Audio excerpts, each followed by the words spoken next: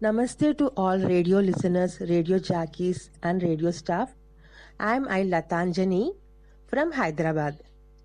I am truly honored to get this opportunity to speak on patriotism on this 75th Independence Day through our radio channel. A country like India with such huge human resources, there is nothing that we cannot achieve as a country. We not have to forget our great freedom fighters who protected our dharma and sacrificed their life in dharma rakshana, like Chhatrapati Shivaji, Chanakya, Maharana Pratap, Subhash Chandra Bose, Alluri Sitaramarazu, like so many members. So we must honor their sacrifice and work every day towards making this great country even more significant. Patriotism is not just sharing a post on your social media handle. It is instead of how we act towards the need of our fellow countrymen. It is the effects on the ground we put into making this country more exceptional in all possible aspects. You have to show your actions about patriotism, and this is our prime duty as a citizen of this great country. The sacrifices they have done for us cannot go to waste. Jai Hind, Mera Bharat Mahan. I love my country.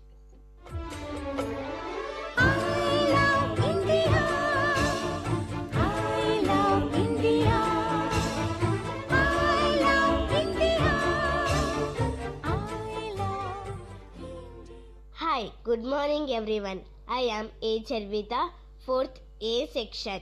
Now I am telling about Mahatma Gandhi. Mahatma Gandhi was a great freedom fighter. He was born on 2nd October 1869 in Porbandar, Gujarat.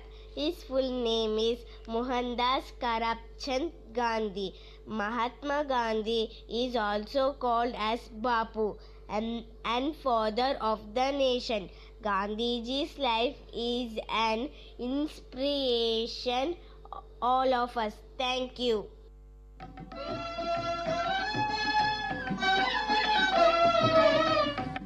మీరు మీ సందేశాన్ని ఈ విధంగా అందించాలనుకుంటున్నారా? అయితే ఇప్పుడే మీ మొబైల్లోంచి 04023244834 అనే మా WhatsApp నంబర్కి voice message చేయండి.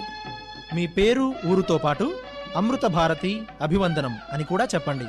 ఈ కార్యక్రమం 2022 ఆగస్టు 15 వరకు ప్రసారమవుతుంది.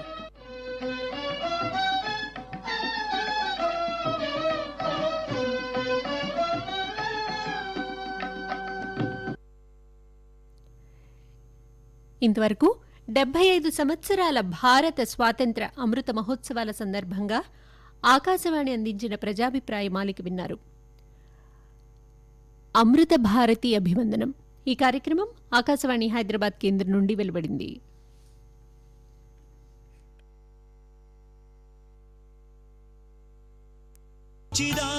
సుప్రభాత వేళ భక్తిభావం, కర్షక జనావళికి తారక మంత్రం, మహిళా లోకానికి ప్రియనేస్తం, యువజనులకై ఉత్తుంగ తరంగం, చిన్నారులతో జోడీ కట్టే బాల వినోదం, సంగీతంతో సేద తీర్చే సరాగాల సారం, నాటక రంగాన్ని సాకారం చేసే శబ్ద చిత్రం, సీతారాములకు కలిపి నమస్కరిస్తే వేడుకలను యథాతథంగా అందించే ప్రత్యక్ష వ్యాఖ్యానం, రాముడి జన్మదినం అయినప్పటికీ కూడా విశ్వసనీయతకు అద్దం పట్టే వార్తా ప్రసారం, అన్నీ తానై అన్నింటా తానై వైవిధ్యమైన విజ్ఞాన వినోదాంశాలతో ప్రతి ఇంటా ఆప్యాయంగా పలకరిస్తున్న ఆకాశవాణి. నాడు నేడు రేపు కూడా ఇదే ప్రజావాణి.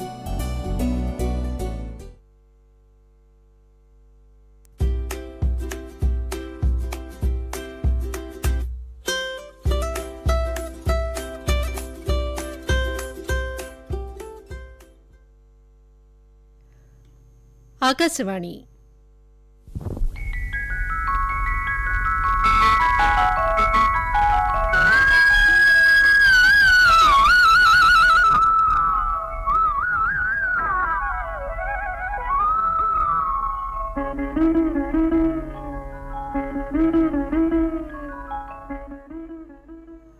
ఉదయ తరంగిణి.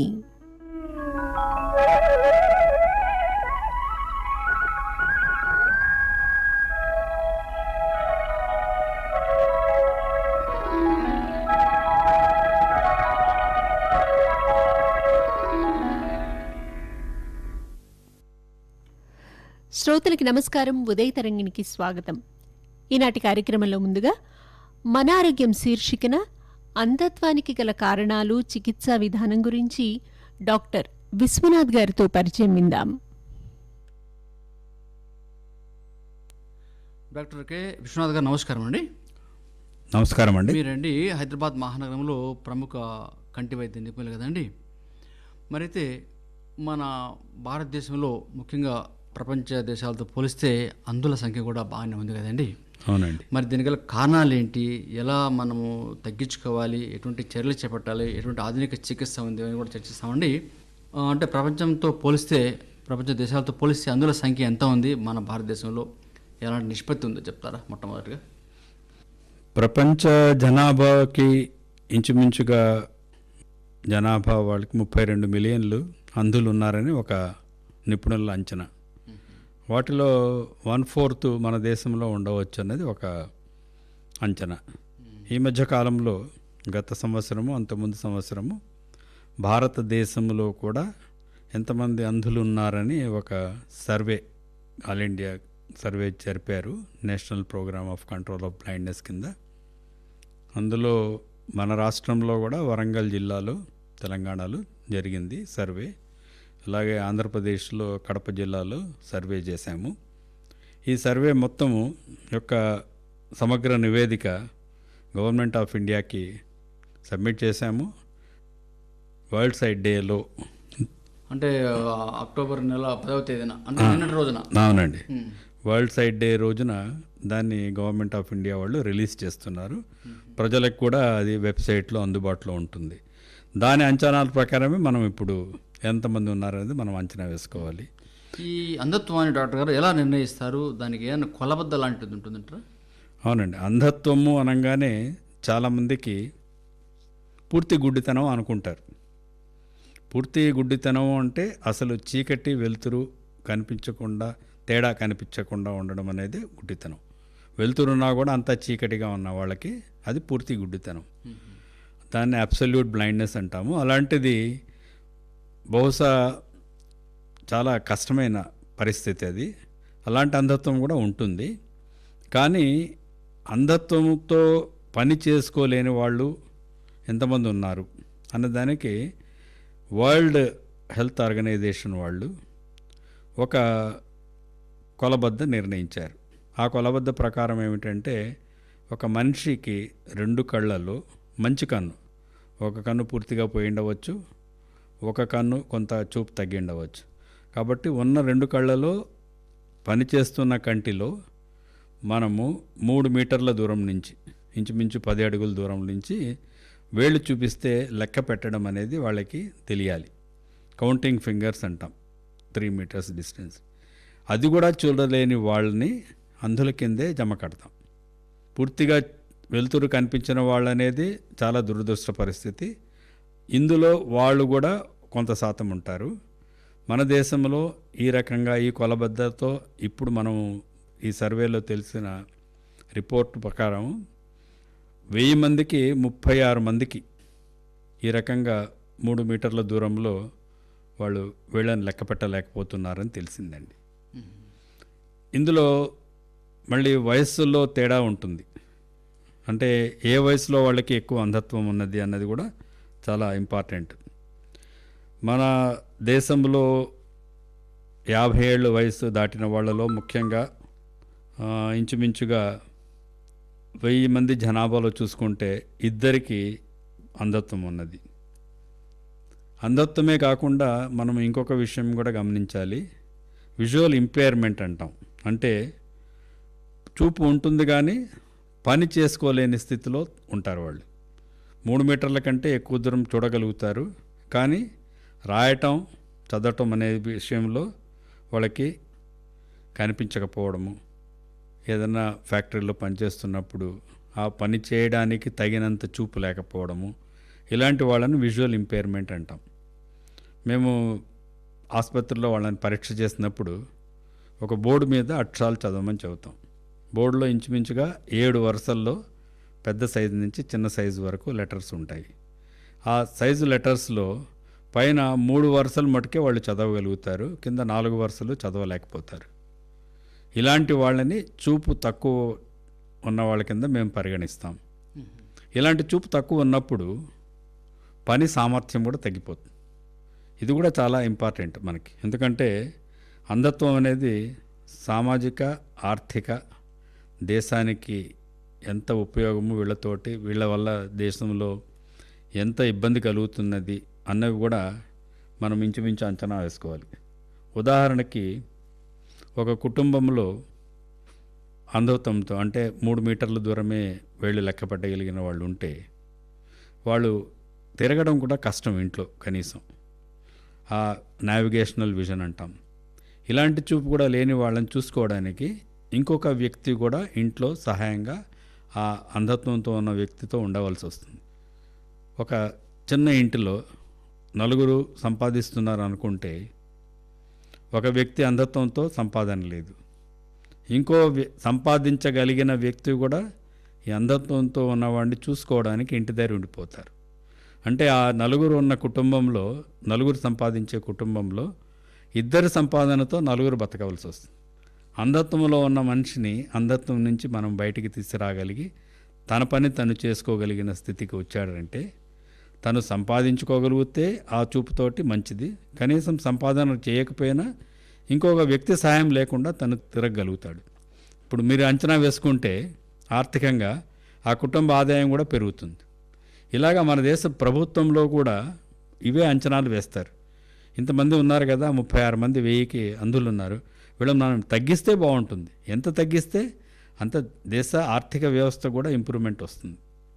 ఈ రకంగా కూడా మనం అంచనా వేయాలి అంధత్వం గురించి. అయితే డాక్టర్ విశ్వనాథ్ గారు, ఇలా అంధత్వానికి అలాగే ఈ కంటి చూపు తక్కువయ్యేందుకు గల కారణాలు వివరిస్తారా? కంటి చూపు తక్కువగా ఉండడం కానీ అంధత్వం రావడానికి మనము పుట్టినప్పటి నుంచి పెద్ద వయసు 50 సంవత్సరాలు 60 సంవత్సరాల వయసు వాళ్ళలో రకరకాల కారణాలు ఉంటాయండి.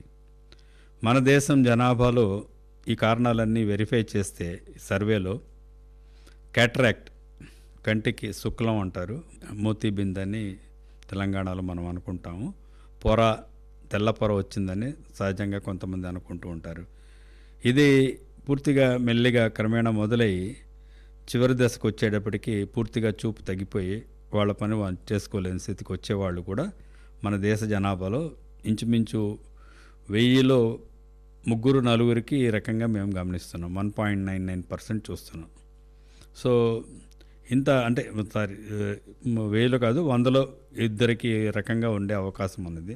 సో ఇంత పర్సంటేజ్లో మనము ఉన్నప్పుడు మన చుట్టూ ఉన్న వాళ్ళలో కూడా ఈ రకంగా క్యాటరాక్ట్తో అంధత్వంతో బాధపడే వాళ్ళు ఉన్నారని అర్థం. బాగుంది డాక్టర్ గారు. ఈ అంధత్వానికి గల కారణాలు ఏంటి, మరి ఎలా వీటిని నివారణ చేసుకోవచ్చు అనేది చాలా చక్కగా తెలియజేశారు. ధన్యవాదాలు. నమస్కారం అండి. నమస్కారం అండి. ఇంతవరకు మన ఆరోగ్యం శీర్షికన అంధత్వానికి గల కారణాలు, చికిత్సా విధానం గురించి డాక్టర్ విశ్వనాథ్ గారితో పరిచయం విన్నారు.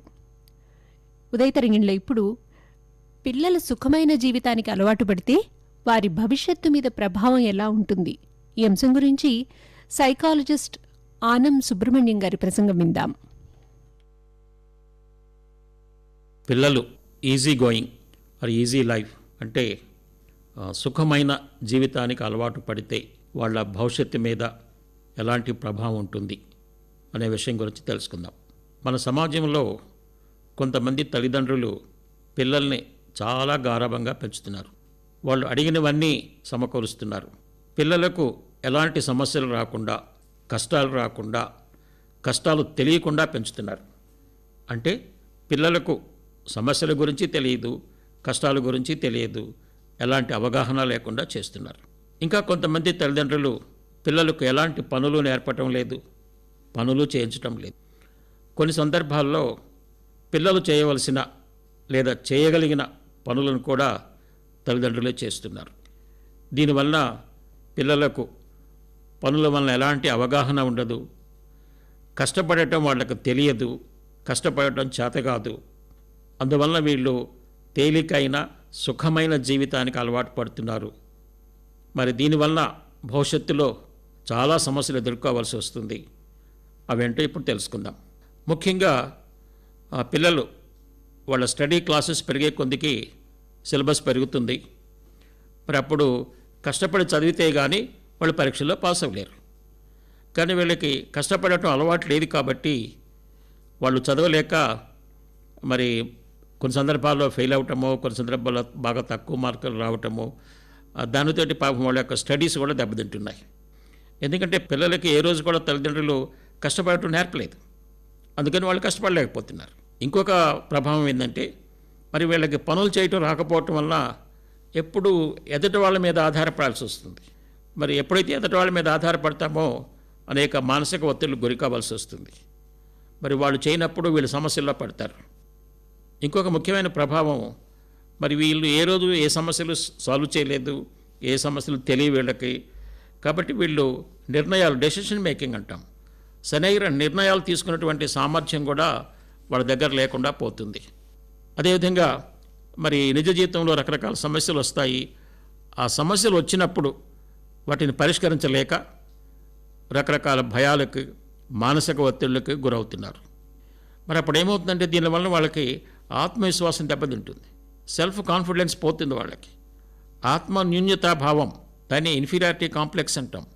ఈ ఇన్ఫీరియారిటీ కాంప్లెక్స్ మొదలవుతుంది. అభద్రతాభావం, ఇన్సెక్యూరిటీ, ఏమీ సాధించలేమన్నటువంటి భయ ఆందోళనకు గురవుతుంటారన్నమాట.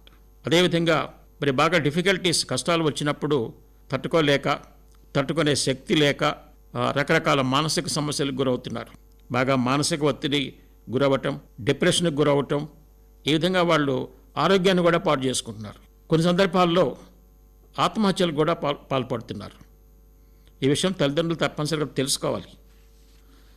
అదేవిధంగా పెళ్ళైన తర్వాత కూడా మరి ఇద్దరు కూడా చిన్నప్పటి నుంచి ఈ తేలికైన సుఖమైన జీవితానికి అలవాటు పడ్డారు కాబట్టి వాళ్ళు అదేవిధంగా సుఖమైన జీవితం గడపాలనుకుంటారు. మరి ఇద్దరూ సుఖమైన జీవితం గడపాలనుకున్నప్పుడు మరి పనులు ఎవరు చేస్తారు? ఎవరు చేయరు. అందుకని మెల్లమెల్లగా ఈ వివాహ జీవితంలో సమస్యలు మొదలవుతున్నాయి. ఇంకా కొంతమంది ఆడపిల్లలు అయితే నాకు వంట రాదు, నేనే ఎందుకు వంట చేయాలి, భర్త కూడా వంట చేయొచ్చు కదా అని అంటున్నారు. ఈ విధంగా అనవసరమైన సమస్యలు సృష్టించుకుంటున్నారు. ఈ భార్యాభర్తల మధ్య మరి ఇద్దరు పని చేయటం అనేది తెలియకపోవటం వలన త్వరగా డైవర్స్లు కూడా, విడాకులకు కూడా వెళ్తున్నారు.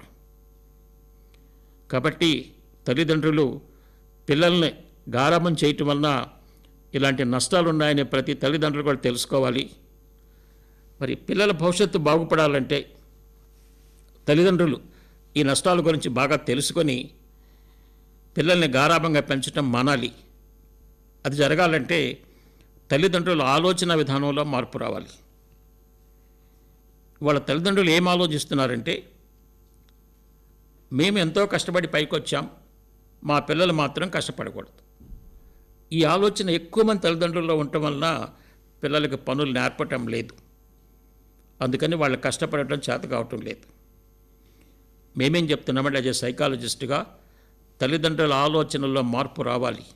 ఏ విధంగా అంటే, మేము కష్టపడి పైకి వచ్చాం, మా పిల్లలు కూడా కష్టపడి పైకి రావాలి అన్న ఆలోచన ఏ తల్లిదండ్రులైతే ఉంటుందో వాళ్ళు పిల్లలకు చక్కగా పనులు నేర్పుతారు, పనులు చేపిస్తారు, రకరకాల కష్టాలు ఎదుర్కొనే సామర్థ్యాన్ని ఇస్తారు. అప్పుడు వాళ్ళ జీవితంలో చాలా గొప్పవాళ్ళు అవుతారు. ఒకవేళ మీరు మీ పిల్లలకు గనక ఈ గారాబం నుంచి బయటకు తీసుకురాగలేకపోతే మా దగ్గర కౌన్సిలింగ్ తీసుకురండి. వాళ్ళకి చక్కగా విషయాలు నేర్పి ఎలా కష్టపడాలో నేర్పుతామో, ఎలా పాఠాలు అర్థం చేసుకోవాలో నేర్పుతామో, జీవితంలో వేరే సమస్యలను ఎలా సాల్వ్ చేయాలో నేర్పుతామో, వాళ్ళని ఒక మంచి గొప్ప వ్యక్తులుగా తీర్చిదిద్దుతాం. ఇప్పుడు మనము కౌన్సిలింగ్లో మేము ఇచ్చిన ఒక ఉదాహరణ చూద్దాము. ఒకసారి ఒక పేరెంటు వాళ్ళ బాబుని చాలా గారాబంగా పెంచడం వలన వాళ్ళు చెప్పిన మాట వినకుండా కాలేజీకి వెళ్లకుండా మానేసి కంప్యూటర్లో ఈ ఆన్లైన్ గేమ్స్కి బాగా అడిక్ట్ అయిపోయాడు, అంటే బాగా అలవాటు అయిపోయాడు అనమాట. ఏ పని చేయడు, ఎవరు చెప్పినా వినడు, ఆ గేమ్ 24 hours ఆ గేమ్లో మునిగిపోతున్నాడు. మరి ఈ విధంగా కంటిన్యూ అయితే అతని జీవితం ఎంతో నాశనం అయిపోతుంది. ఆ పేరెంట్స్ ఆ బాబు నా దగ్గర తీసుకొస్తే బాగా స్టడీ చేసి మెల్లమెల్లగా అతనికి ఈ సుఖమైన జీవితం నుంచి ఎలా బయటపడాలి, అసలు మన మెదడు ఎలా పనిచేస్తుంది, మేధాశక్తి ఎంత ఉంది, ఈ మెదడుని మనం ఎలా కంట్రోల్ చేసుకోవాలి, మెదడు మనల్ని ఎలా ఈజీ హ్యాపీ లైఫ్లోకి నెడుతుంది, దానిలోంచి ఎలా బయటపడాలి, ఇవన్నీ చక్కగా నేర్పి తన ఆలోచన విధానంలో మార్పు తీసుకొచ్చిన తర్వాత మెల్లమెల్లగా ఆ గేమ్లోంచి బయటపడి ఈ రోజున చక్కగా చదువుకుంటున్నాడు. అతనికి ఒక కొత్త జీవితాన్ని ఇచ్చాము. మరి ఈ విధంగా చాలామంది పిల్లలు ఈ విధంగా సుఖమైన జీవితానికి అలవాటు పడి జీవితాన్ని పాడు చేసుకుంటున్నారు.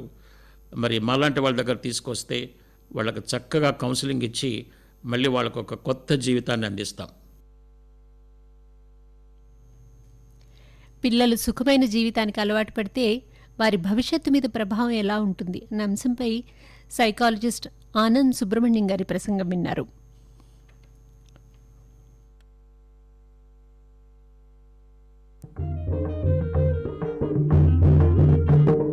నేను ఒక చెట్టును మిమ్ముల చెడగొట్టను, నేను ఒక చెట్టును మిమ్ముల చెడగొట్టను, నన్ను పెంచుకోండి నా పండ్లు పంచుకోండి, నన్ను పెంచుకోండి నా పండ్లు పంచుకోండి, నన్ను పెంచుకోండి నా పండ్లు పంచుకోండి, నన్ను పెంచుకోండి నా పండ్లు పంచుకోండి. మేకలొచ్చి మెడలు వంచి ఆకులన్నీ మేసిపోతే, మేకలొచ్చి మెడలు వంచి ఆకులన్నీ మేసిపోతే, మేకలొచ్చి మెడలు వంచి ఆకులన్నీ మేసిపోతే, మేకలొచ్చి మెడలు వంచి ఆకులన్నీ మేసిపోతే, మళ్ళీ మళ్ళీ ఇగురులేసి మానులాగా మారి తిని, మళ్ళీ మళ్ళీ ఇగురులేసి మానులాగా మారి తిని, మళ్ళీ మళ్ళీ ఇగురులేసి మానులాగా మారి తిని, మళ్ళీ మళ్ళీ ఇగురులేసి మానులాగా మారి తిని. నేను ఒక చెట్టును మిమ్ముల చెడగొట్టను, నేను ఒక చెట్టును మిమ్ముల చెడగొట్టను, నన్ను పెంచుకోండి నా పండ్లు పంచుకోండి, నన్ను పెంచుకోండి నా పండ్లు పంచుకోండి.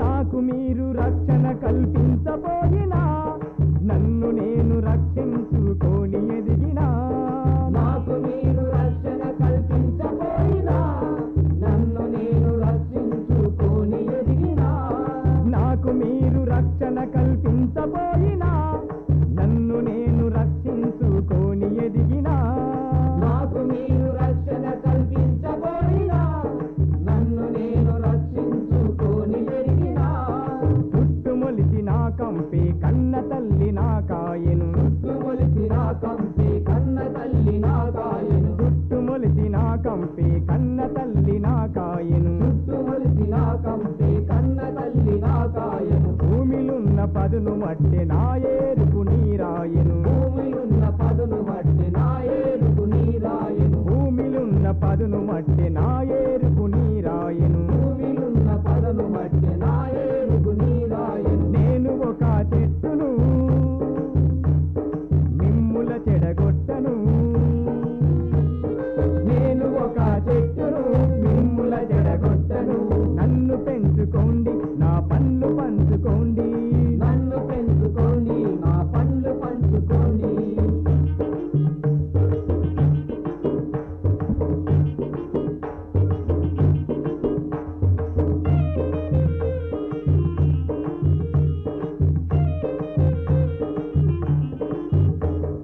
నీరు నీరు పోసి నన్ను పెంచబోయినా, నేను ఎండకుండి మీకు నీడనిచ్చినా, నీరు నీరు పోసి నన్ను పెంచబోయినా, నేను ఎండకుండి మీకు నీడనిచ్చినా, నీరు నీరు పోసి నన్ను పెంచబోయినా, నేను నేను ఎండకుండి మీకు నీడనిచ్చినా, నీరు పోసి నన్ను పెంచబోయినా, నేను ఎండకుండి మీకు నీడనిచ్చినా, పండతోటి ఒళ్ళు పుండు చేసిన గాని, పండతోటి ఒళ్ళు పుండు చేసిన గాని, పండతోటి ఒళ్ళు పుండు చేసిన గాని, పండతోటి కొట్టి ఒళ్ళు పుండు చేసినా గాని, పండతోటి కొట్టి ఒళ్ళు పుండు చేసినా గాని, పానకాలు నిండిన పండ్లు మీకు ఇచ్చిన, పానకాలు నిండిన పండ్లు మీకు ఇచ్చిన, పానకాలు నిండిన పండ్లు మీకు ఇచ్చిన, పానకాలు నిండిన పండ్లు మీకు ఇచ్చిన, నేను ఒక చెట్టును మిమ్ముల చెడగొట్టను, నేను ఒక చెట్టును మిమ్ముల చెడగొట్టను, నన్ను పెంచుకోండి నా పండ్లు పంచుకోండి, నన్ను పెంచుకోండి నా పండ్లు పంచుకోండి.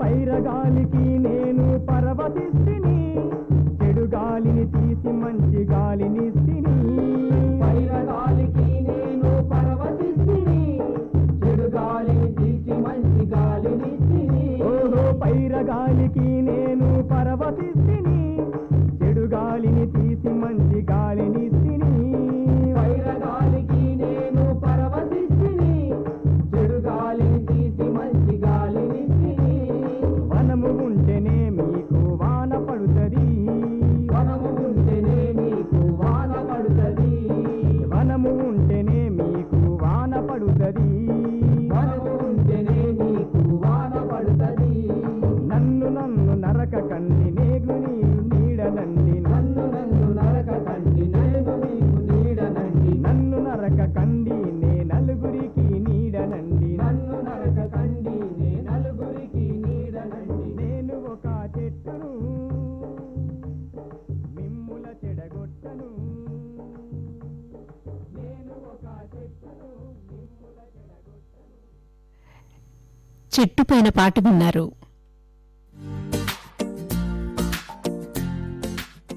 కేంద్ర ప్రభుత్వ ఉద్యోగులు మరియు పెన్షనర్లకు ఓ ముఖ్య గమనిక. ఈ నెల 11వ తేదీ శుక్రవారం ఉదయం 10 గంటల నుంచి 11 గంటల వరకు మీ కొరకు ఓ ప్రత్యక్ష ఫోన్ ఇన్ కార్యక్రమం ఉంటుంది. ఈ కార్యక్రమంలో కేంద్ర ప్రభుత్వ ఆరోగ్య సంస్థ అంటే CGHS అధికారులు పాల్గొంటారు. మీకు గాని మీ కుటుంబ సభ్యులకు గాని CGHS కు సంబంధించినటువంటి సమస్యలు సందేహాలకు వారిని సంప్రదించి పరిష్కారం పొందగలరు. ఇటీవల తలెత్తిన కోవిడ్ సమస్యల గురించి కూడా వారితో మీరు నేరుగా మాట్లాడవచ్చు. CGHS అమలు కాని పలు చోట్ల ఉదాహరణకు వరంగల్, నిజామాబాద్, ఆదిలాబాద్, ఒంగోలు, చిత్తూరు, గుంటూరు మొదలగు జిల్లాల్లో పనిచేస్తున్నటువంటి కేంద్ర ప్రభుత్వ ఉద్యోగులకు CGHS కు బదులుగా ఉన్న సదుపాయాల గురించిన సమాచారాన్ని కూడా మీరు పొందవచ్చు. ఈ కార్యక్రమాన్ని ఉభయ తెలుగు రాష్ట్రాల్లోని అన్ని ఆకాశవాణి కేంద్రాలు, FM రెయిన్బో కేంద్రాలు ప్రసారం చేస్తాయి. మీరు ఫోన్ చేయవలసిన మా ఫోన్ నంబర్లు 04023244834, 04023244836.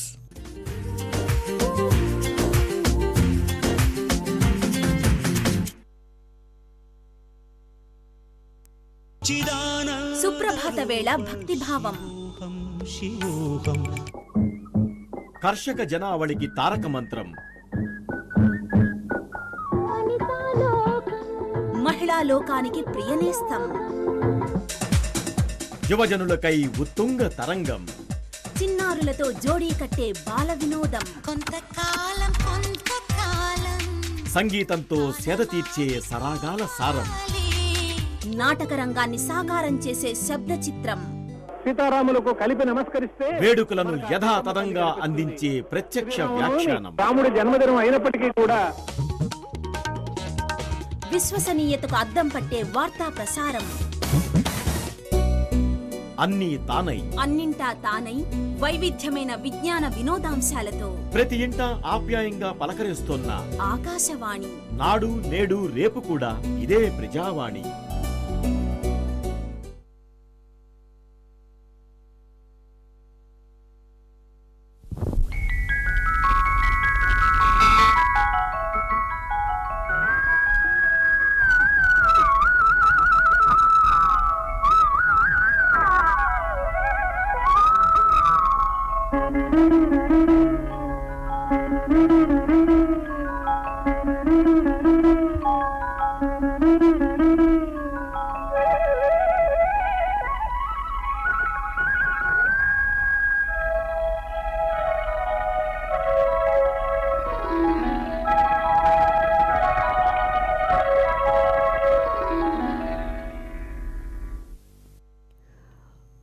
తరంగిణి ఆకాశవాణి హైదరాబాద్ కేంద్రం నుండి వెలువడింది.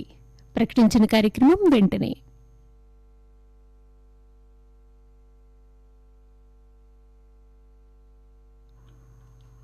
ఆకాశవాణి సారంగ మల్హర్ రాగంలో వాద్య బృంద నిర్వహిస్తారు శ్రీ వివి రవి. వినండి వాద్య బృంద.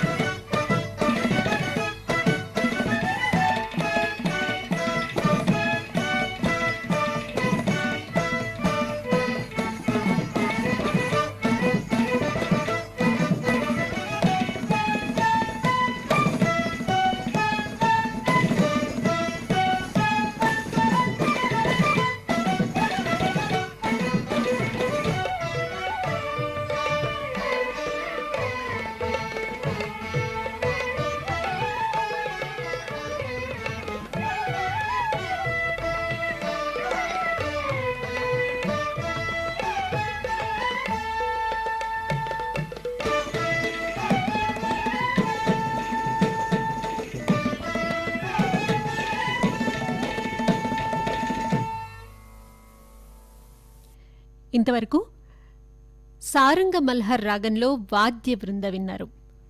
నిర్వహించారు శ్రీ వివి రవి. ఈ కార్యక్రమం ఆకాశవాణి హైదరాబాద్ కేంద్రం నుండి వెలువడింది.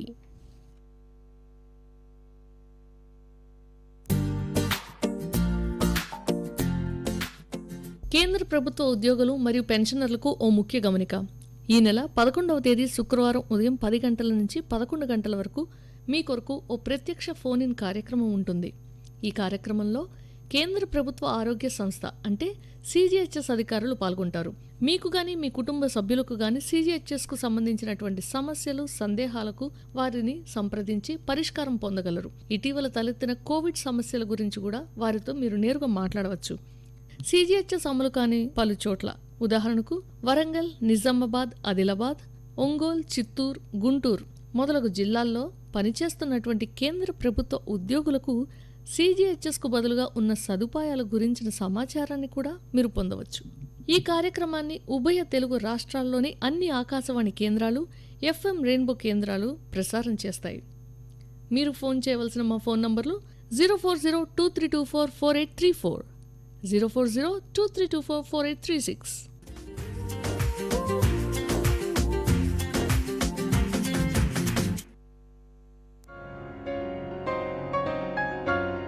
ఆధునిక కాలానికి ఆధునిక చిత్రం. ఇంటి పైకప్పుపై ఉండే టీవీ యాంటినాలకు శాశ్వతంగా వీడ్కోలు చెప్తాం. కాలంతో పాటు ముందడుగు వేద్దాం. దూరదర్శన్ వారి డీడీ ఫ్రీ డిష్ ఈరోజే తెచ్చుకుందాం.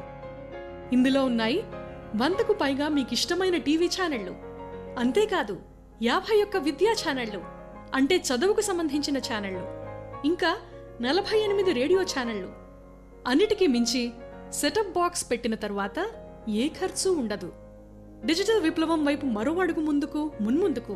మీ డీడీ ఫ్రీ డిష్.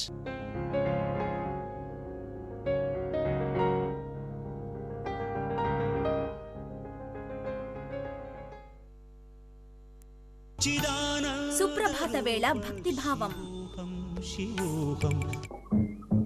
కర్షక జనావళికి తారక మంత్రం. మహిళా లోకానికి ప్రియనేస్తం. యువజనులకై ఉత్తుంగ తరంగం. చిన్నారులతో జోడీ కట్టే బాల వినోదం. సంగీతంతో సేద తీర్చే సరాగాల సారం. నాటక రంగాన్ని సాకారం చేసే శబ్ద చిత్రం. సీతారాములకు కలిపి నమస్కరిస్తే వేడుకలను యథాతథంగా అందించే ప్రత్యక్ష వ్యాఖ్యానం. రాముడి జన్మదినం అయినప్పటికీ కూడా విశ్వసనీయతకు అద్దం పట్టే వార్తా ప్రసారం. అన్నీ తానై, అన్నింటా తానై, వైవిధ్యమైన విజ్ఞాన వినోదాంశాలతో ప్రతి ఇంట ఆప్యాయంగా పలకరిస్తోన్న ఆకాశవాణి. నాడు నేడు రేపు కూడా ఇదే ప్రజావాణి.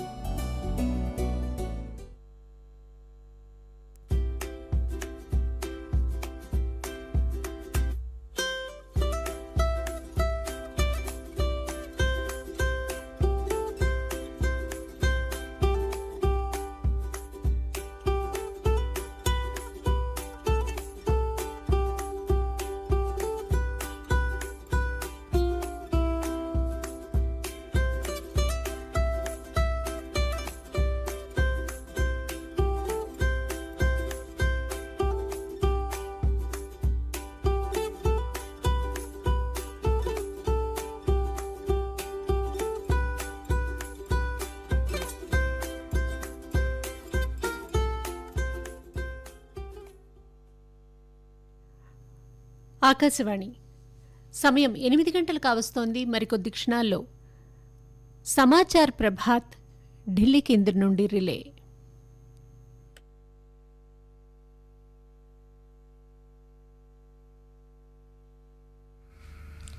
नमस्कार, आकाशवाणी से प्रस्तुत है समाचार प्रभात।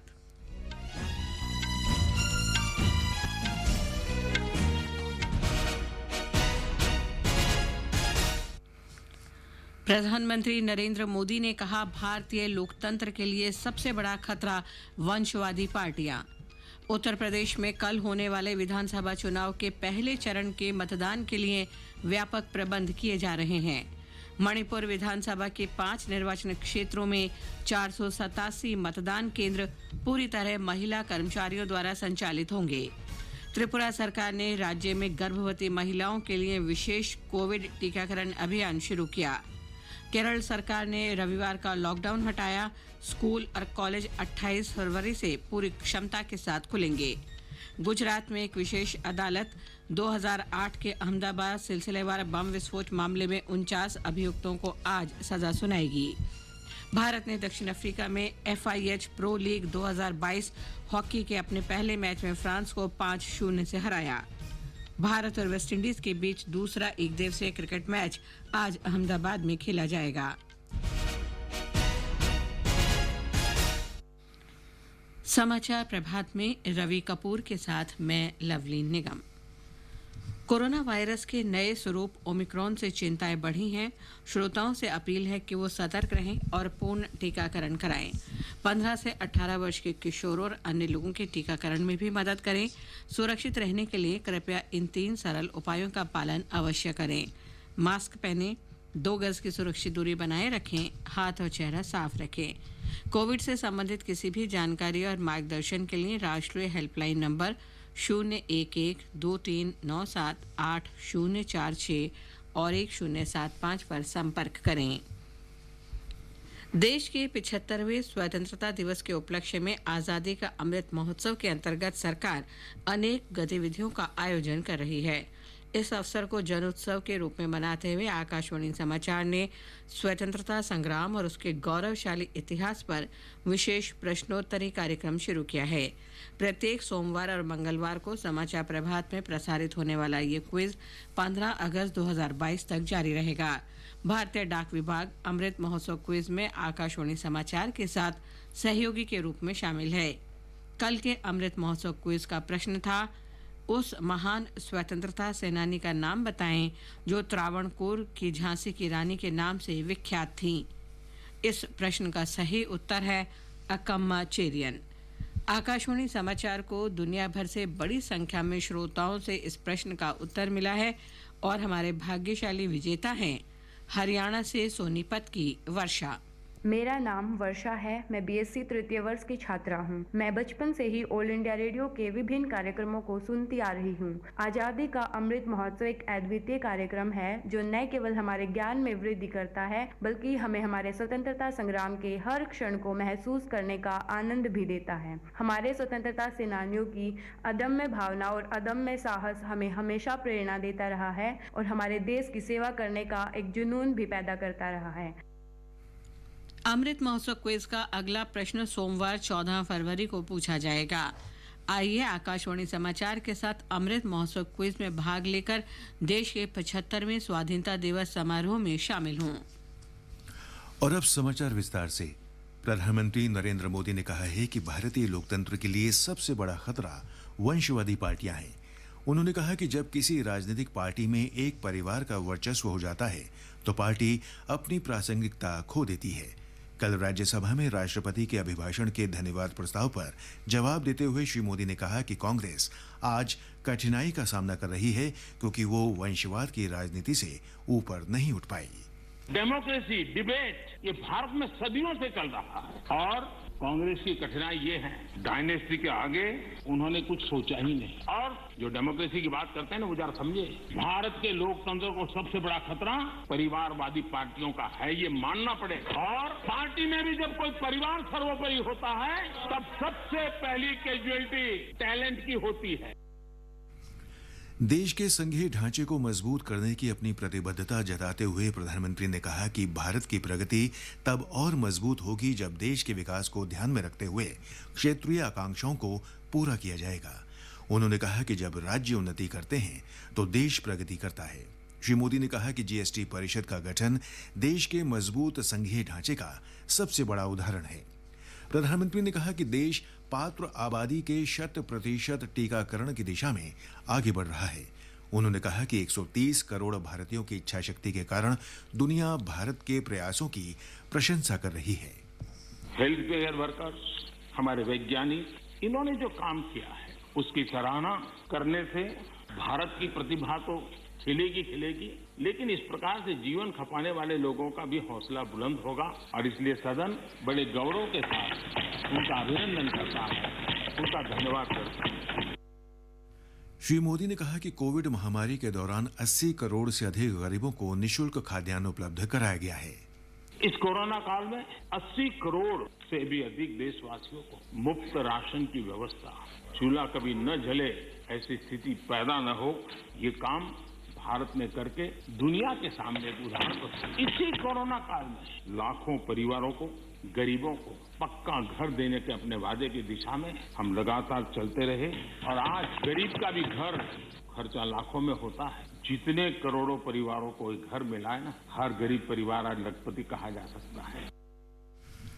प्रधानमंत्री ने कहा कि किसानों ने अत्यधिक फसल का उत्पादन किया है और न्यूनतम समर्थन मूल्य पर रिकॉर्ड खरीद की गई है। केंद्रीय गृह मंत्री अमित शाह ने कहा है कि श्री रामानुजाचार्य की स्टैच्यू ऑफ इक्वालिटी आने वाले वर्षों में पूरे विश्व को विशिष्टाद्वैत, समानता और सनातन धर्म का संदेश देगी। हैदराबाद में स्टैच्यू ऑफ इक्वालिटी देखने के बाद श्री शाह ने कहा कि श्री रामानुजाचार्य के आदर्श और उपदेश आज भी प्रासंगिक हैं और वे आने वाली पीढ़ी को प्रेरित करते रहेंगे। उन्होंने हैदराबाद के पास मुचिंतल में 11वीं शताब्दी के भक्ति संत के 1000वें वर्षगांठ समारोह में विशेष प्रार्थना की। Statue of equality Shri Ramanujacharya के स्मरण में स्थापित की गई है, जिन्होंने समुदाय, जाति और धर्म सहित जीवन के सभी पहलुओं में समानता के विचार को बढ़ावा दिया। उत्तर प्रदेश में विधानसभा चुनाव के पहले चरण के लिए सभी प्रबंध किए जा रहे हैं। इस चरण में कल पश्चिमी उत्तर प्रदेश की 58 सीटों पर वोट डाले जाएंगे। ब्यौरा हमारे संवाददाता से। आज सभी पोलिंग पार्टियां अपने अपने मतदान केंद्रों के लिए रवाना कर दी जाएंगी। राज्य के 11 जिलों की 58 सीटों पर होने वाले पहले चरण के चुनाव के लिए कुल 623 उम्मीदवार मैदान में हैं। पहले चरण का प्रचार खत्म हो जाने के बाद अब राजनीतिक दलों का पूरा ध्यान अन्य चरणों के चुनाव प्रचार पर है। विभिन्न दलों के प्रमुख नेता और स्टार प्रचारक मतदाताओं को अपने पक्ष में लुभाने के लिए आज राज्य के अलग अलग हिस्सों में चुनावी सभाएं, घर घर जनसंपर्क और रोड शो करेंगे। कांग्रेस महासचिव प्रियंका गांधी वाड्रा आज दोपहर बाद उत्तर प्रदेश के लिए पार्टी का चुनावी घोषणा पत्र लखनऊ में जारी करेंगी। सुशील चंद्र तिवारी, आकाशवाणी समाचार, लखनऊ। मुख्य निर्वाचन आयुक्त सुशील चंद्रा ने घोषणा की है कि मणिपुर विधानसभा चुनाव में 5 निर्वाचन क्षेत्रों के 487 केंद्र पूरी तरह महिला कर्मचारियों द्वारा संचालित होंगे। ये निर्वाचन क्षेत्र हैं सिंजमे, थौबाल, यास्कुल, वांके और चूड़ा चांदपुर। मुख्य निर्वाचन आयुक्त ने कहा कि इस कदम का उद्देश्य महिला मतदाताओं को मतदान के लिए अनुकूल वातावरण उपलब्ध कराना और चुनाव में महिला और पुरुषों की समान भागीदारी को बढ़ावा देना है। मणिपुर में विधानसभा चुनाव 2 चरणों में 27 फरवरी और 3 मार्च को होंगे। मतगणना 10 मार्च को होगी। हमारे संवाददाता ने बताया कि पहले चरण के लिए नामांकन कल समाप्त हो गया। मणिपुर के 6 जिलों की 38 विधानसभा सीटों के लिए पहले चरण में 27 फरवरी को मतदान होगा। पहले चरण के लिए 176 उम्मीदवारों ने नामांकन पत्र दाखिल किया। अनुसूचित जनजाति विधानसभा क्षेत्र हाईकोर्ट में अंतिम तिथि तक 9 नामांकन पत्रों के साथ सबसे अधिक नामांकन दर्ज किया गया है, जबकि हंगांग विधानसभा क्षेत्र में मुख्यमंत्री एन बीरेन सिंह सहित केवल 2 नामांकन पत्र दाखिल हुए हैं। नंबोल और थांगा विधानसभा क्षेत्रों में भी एक भाजपा उम्मीदवार और एक कांग्रेस उम्मीदवार ने अपना नामांकन पत्र दाखिल किया है। इस बीच शेष 22 विधानसभा क्षेत्रों के लिए नामांकन पत्र दाखिल करने का काम अभी जारी है। आकाशवाणी समाचार के लिए इम्फाल से जिजे थोक्सोम। गोवा में भारतीय जनता पार्टी, कांग्रेस, आम आदमी पार्टी और तृणमूल कांग्रेस सहित विभिन्न दलों के नेता मतदाताओं को अपने पक्ष में करने के लिए एक दूसरे पर तीखे हमले कर रहे हैं। गोवा विधानसभा की 40 सीटों के लिए एक ही चरण में 14 फरवरी को मतदान होगा। हमारे संवाददाता ने बताया है कि राजनीतिक दलों के नेता मतदाताओं को अपने पक्ष में करने के लिए कोई कोर कसर नहीं छोड़ रहे हैं। भाजपा के वरिष्ठ नेता नितिन गडकरी ने कहा कि कांग्रेस नेता दिगंबर कामत को यह बतलाना चाहिए कि जब वे राज्य के मुख्यमंत्री थे तो उन्होंने कितने वायदों को पूरा किया है। दूसरी ओर श्री कामत ने कहा कि यदि कांग्रेस की सरकार बनती है तो विभिन्न घोटालों की जांच कर दोषी लोगों को सजा दिलाई जाएगी। आम आदमी पार्टी के वरिष्ठ नेता मनीष सिसोदिया ने कहा कि राज्य की जनता बदलाव देखना चाहती है। टीएमसी के महुआ मोइत्रा ने बीजेपी की आलोचना करते हुए कहा कि मतदाताओं ने सरकार को बदलने का मन बना लिया है। आकाशवाणी समाचार के लिए पणजी, गोवा से कृष्ण कुमार लाल। महाराष्ट्र के आतंकरोधी दल एटीएस ने ठाणे जिले और मुंबई में देसी हथियार बनाने वाले एक गिरोह का भंडाफोड़ किया है और इस मामले में 11 आरोपियों को गिरफ्तार किया है। मुंबई के बाहरी इलाकों और मुख्य रूप से उल्हासनगर, कल्याण और कांदिवली में बड़े पैमाने पर छापेमारी के बाद गिरफ्तारियां की गईं। एटीएस ने छापों के दौरान 13 फैक्ट्री निर्मित पिस्तौल और 36 कारतूस बरामद करने का दावा किया है। गुजरात में अहमदाबाद में एक विशेष अदालत आज वर्ष 2008 के अहमदाबाद सिलसिलेवार बम धमाकों के मामले में 49 अभियुक्तों को सजा सुनाएगी। विशेष न्यायाधीश AR पटेल ने कल इस मामले में 49 लोगों को दोषी पाया और 28 आरोपियों को बरी कर दिया। ब्यौरा हमारे संवाददाता से।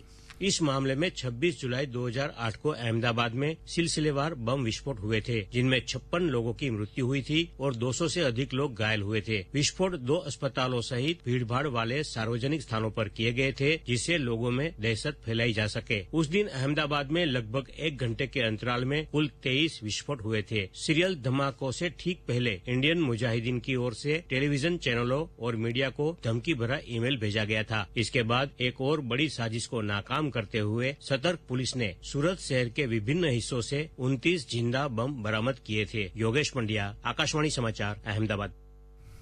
ये समाचार आकाशवाणी से प्रसारित किए जा रहे हैं।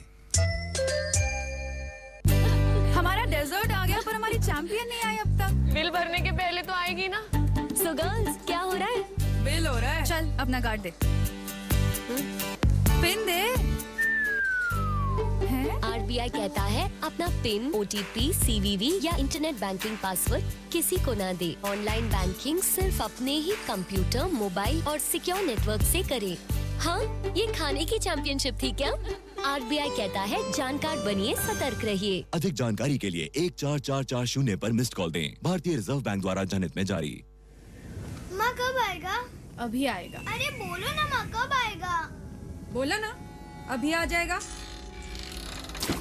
ये ले, आ गया कुआं। अरे कुआं नहीं माँ, हमारे घर नल से जल कब आएगा? नल से जल? अरे गुड्डी, बहुत जल्दी आएगा पानी। जल जीवन मिशन आ चुका है। हम 1 कदम उठाएंगे तो सरकार 10 कदम उठाएगी। सच? तुम्हारे मुंह में घी शक्कर। घी शक्कर नहीं माँ, स्वच्छ जल। 2024 तक देश के सभी 19 करोड़ घरों में पहुंचेगा पीने का साफ पानी। अब होगा हर घर जल। जल जीवन मिशन, जल शक्ति मंत्रालय, भारत सरकार। समाचार प्रभात में आपका फिर स्वागत है। आगे बढ़ने से पहले एक नजर मुख्य समाचारों पर। प्रधानमंत्री नरेंद्र मोदी ने कहा, भारतीय लोकतंत्र के लिए सबसे बड़ा खतरा वंशवादी पार्टियां। उत्तर प्रदेश में कल होने वाले विधानसभा चुनाव के पहले चरण के मतदान के लिए व्यापक प्रबंध किए जा रहे हैं। मणिपुर विधानसभा के 5 निर्वाचन क्षेत्रों में 487 मतदान केंद्र पूरी तरह महिला कर्मचारियों द्वारा संचालित होंगे। त्रिपुरा सरकार ने राज्य में गर्भवती महिलाओं के लिए विशेष कोविड टीकाकरण अभियान शुरू किया। केरल सरकार ने रविवार का लॉकडाउन हटाया। स्कूल और कॉलेज 28 फरवरी से पूरी क्षमता के साथ खुलेंगे। गुजरात में एक विशेष अदालत 2008 के अहमदाबाद सिलसिलेवार बम विस्फोट मामले में 49 अभियुक्तों को आज सजा सुनाएगी। भारत ने दक्षिण अफ्रीका में FIH प्रो लीग 2022 हॉकी के अपने पहले मैच में फ्रांस को 5-0 से हराया और भारत और वेस्टइंडीज के बीच दूसरा एक दिवसीय क्रिकेट मैच आज अहमदाबाद में खेला जाएगा। देश में अब तक 1 अरब 70 करोड़ 81 लाख से अधिक कोविड रोधी टीके लगाए जा चुके हैं। केंद्रीय स्वास्थ्य मंत्रालय ने बताया कि पहली डोज के तौर पर 95 करोड़ 19 लाख से अधिक डोज दी जा चुकी हैं, जबकि 74 करोड़ 4 लाख से अधिक दूसरे डोज के रूप में दी गई। त्रिपुरा सरकार ने गर्भवती महिलाओं के लिए कोविड टीकाकरण का विशेष अभियान शुरू किया है। मुख्यमंत्री बिप्लब कुमार देव ने अगरतला शहर के बाहरी इलाके में बांकुमारी सूचना केंद्र पर इस अभियान का शुभारंभ किया। इस अवसर पर उन्होंने कहा कि त्रिपुरा में भारतीय जनता पार्टी की सरकार बनने के बाद स्वास्थ्य सेवाओं में व्यापक परिवर्तन हुए हैं।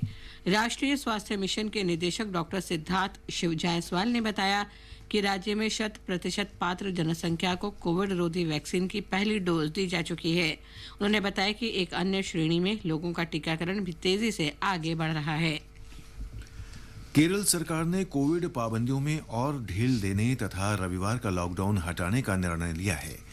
राज्य सरकार ने 28 फरवरी से स्कूलों को फिर खोलने और पूरी क्षमता के साथ कक्षाएं संचालित करने की घोषणा की है।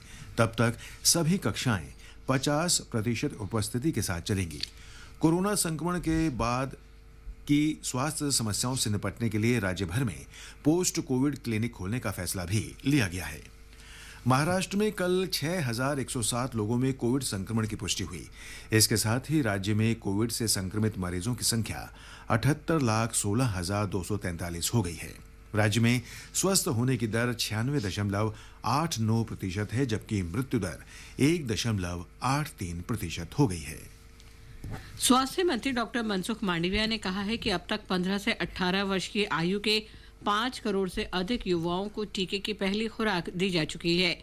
श्री मांडविया ने युवा शक्ति की सराहना की और कहा कि यंग इंडिया इस महामारी से पूरे जोश के साथ लड़ रहा है।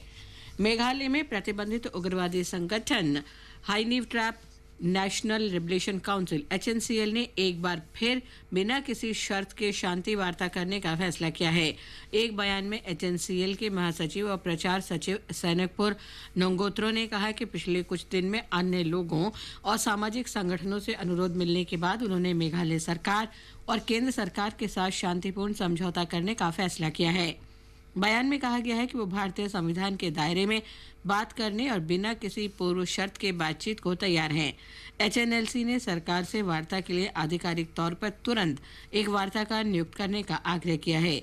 ये संगठन हाल के दिनों में शहर में सिलसिलेवार बम विस्फोटों के लिए जिम्मेदार रहा है। FIH pro league 2022 hockey tournament में भारत ने शानदार तरीके से अपना अभियान शुरू किया है।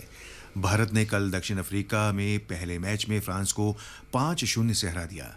भारत ने दूसरे क्वार्टर के 8 मिनट में 3 गोल और तीसरे क्वार्टर में 2 गोल करके मैच जीत लिया।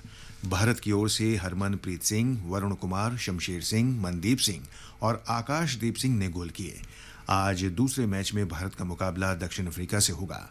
ये मैच भारतीय समय के अनुसार रात में 9:30 बजे खेला जाएगा। भारत और वेस्टइंडीज के बीच 3 एक दिवसीय क्रिकेट मैचों की श्रृंखला का दूसरा मैच आज अहमदाबाद में नरेंद्र मोदी स्टेडियम में खेला जाएगा। ये मैच दिन में 1:30 बजे शुरू होगा। भारत श्रृंखला में 1-0 से आगे है और आज का मैच जीतकर श्रृंखला अपने नाम करने की कोशिश करेगा। उप कप्तान KL राहुल और मयंक अग्रवाल भारतीय टीम में शामिल हो गए हैं। ये दोनों खिलाड़ी पहले मैच के दौरान भारतीय टीम में नहीं थे। इस बीच तेज गेंदबाज नवदीप सैनी भी कोविड की जांच रिपोर्ट नेगेटिव आने के बाद टीम में वापस आ गए हैं। आजादी का अमृत महोत्सव के हिस्से के रूप में आकाशवाणी समाचार स्वतंत्रता आंदोलन से संबंधित 75 कड़ियों का कार्यक्रम निशान प्रसारित कर रहा है। इसका प्रसारण प्रत्येक बुधवार को परिक्रमा कार्यक्रम में शाम 4:45 पर किया जाता है।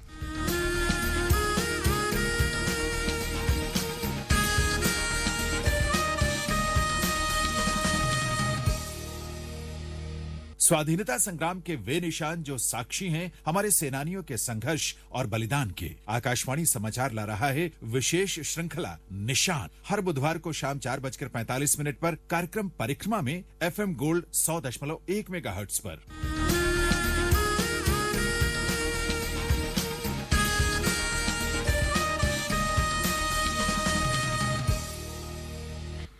आजादी के अमृत महोत्सव के अंतर्गत आइए अब सुनते हैं आकाशवाणी की विशेष प्रस्तुति आजादी का सफर। आजादी का अमृत महोत्सव।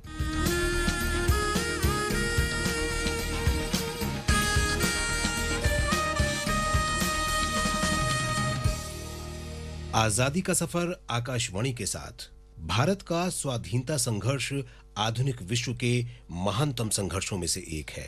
आकाशवाणी से हम आपके लिए रोजाना ला रहे हैं इस संघर्ष की एक झलक।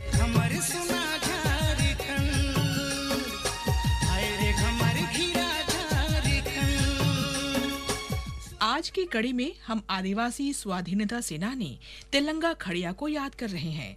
उनका जन्म 9 फरवरी 1806 को वर्तमान झारखंड में गुमला जिले में हुआ था। तेलंगा को क्रांतिकारी विचारों और समाज सेवा के प्रति समर्पण के लिए जाना जाता है। उन्होंने 1850 से 1860 के दौरान छोटा नागपुर क्षेत्र में अत्याचार और आदिवासियों को भूमि से बेदखल करने के विरोध में अंग्रेजों से लोहा लिया। स्वर्ग जैसन सुंदर अंधन से भरल धरती। छोटा नागपुर क्षेत्र सदियों से पारंपरिक शासन प्रणाली पढ़ा का पालन करता रहा है। ये लोग प्रायः किसी भी तरह के बाहरी हस्तक्षेप से मुक्त थे, लेकिन 1850 के दशक के दौरान ब्रिटिश शासन में लागू किए गए नियमों के कारण पढ़ा व्यवस्था बाधित हो गई। आदिवासियों को अपनी उस जमीन पर राजस्व यानी माल गुजारी का भुगतान करने को विवश किया गया जिस जमीन पर वे सदियों से खेती करते आ रहे थे। तेलंगा ने लोगों को जागरूक कर एकजुट करना शुरू किया। उन्होंने कई गांवों में ज्यूरी पंचायतें बनाई जो ब्रिटिश शासन के समानांतर स्वशासन करने लगी। तेलंगा ने करीब 1,500 लोगों की सेना बनाई जिन्होंने लड़ाई की छापामार शैली अपनाई। वे अंग्रेजों, उनके बिचौलियों और ब्रिटिश शासन के प्रत्येक ठिकाने पर हमले करने लगे। अंग्रेज इस विद्रोह को किसी भी कीमत पर कुचलना चाहते थे। लेकिन तेलंगा खड़िया अत्यधिक सतर्क रहते थे और जंगलों में रहते हुए सभी गतिविधियों पर नियंत्रण रखते थे।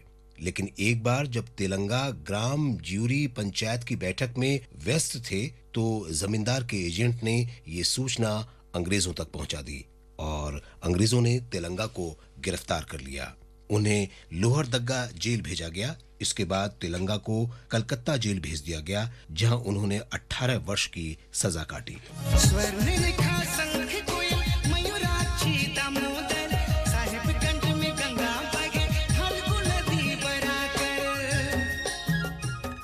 रिहा होने के बाद तेलंगा ने अंग्रेजों से फिर युद्ध छेड़ दिया। उनकी गतिविधियों की सूचना अंग्रेजों तक पहुंची और उन्होंने तेलंगा को खत्म करने की साजिश रची।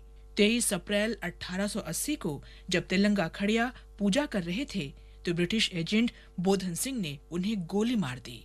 अंग्रेजों से छिपकर तेलंगा के अनुयायियों ने उनके पार्थिव शरीर को गुमला जिले के सोसो नीम टोली गांव में दफनाया। उनके समाधि स्थल को तेलंगा टोपा तांड के नाम से जाना जाता है। इस स्थान को छोटा नागपुर क्षेत्र के लोग पवित्र स्थल मानते हैं। प्रत्येक वर्ष 23 अप्रैल को लोग उनके बलिदान का स्मरण करते हैं और गुमला जिले के ढिढौली गांव में सप्ताह भर का शहीद तेलंगा मेला आयोजित किया जाता है। तेलंगा अपने साहस, त्याग और शहादत से लोगों को प्रेरित करते हैं। महान स्वाधीनता सेनानी को हमारा शत शत नमन। जो मरवानो सीखी ले तो जीवन नो अधिकार तने, जो कंटक ने रस्ते चाले फूलो नो सरकार तने, सहनशील थई जो जीवे तो सत्य तणो शणगार तने, ओ नरवीर सदा मळशे आ धरती मानो प्यार तने। आज हम स्वतंत्रता सेनानी मणिलाल पटेल को भी याद कर रहे हैं। उनका जन्म 9 फरवरी 1922 को गुजरात में पाटन जिले में हुआ था। कॉलेज के दिनों में मणिलाल अपने मित्रों के साथ 1942 के भारत छोड़ो आंदोलन में शामिल हो गए। 18 अगस्त 1942 को सत्याग्रह के बाद मणिलाल ट्रेन में बैठने के लिए आदर्श रेलवे स्टेशन पहुंचे, जहां उन्होंने देखा कि कुछ पुलिसकर्मी उनकी तरफ आ रहे हैं। वे गिरफ्तारी देने के लिए तैयार थे, लेकिन पुलिसकर्मियों ने बिना किसी चेतावनी के गोलीबारी शुरू कर दी। घायल मणिलाल का निधन हो गया। अमर शहीद मणिलाल को शत शत नमन।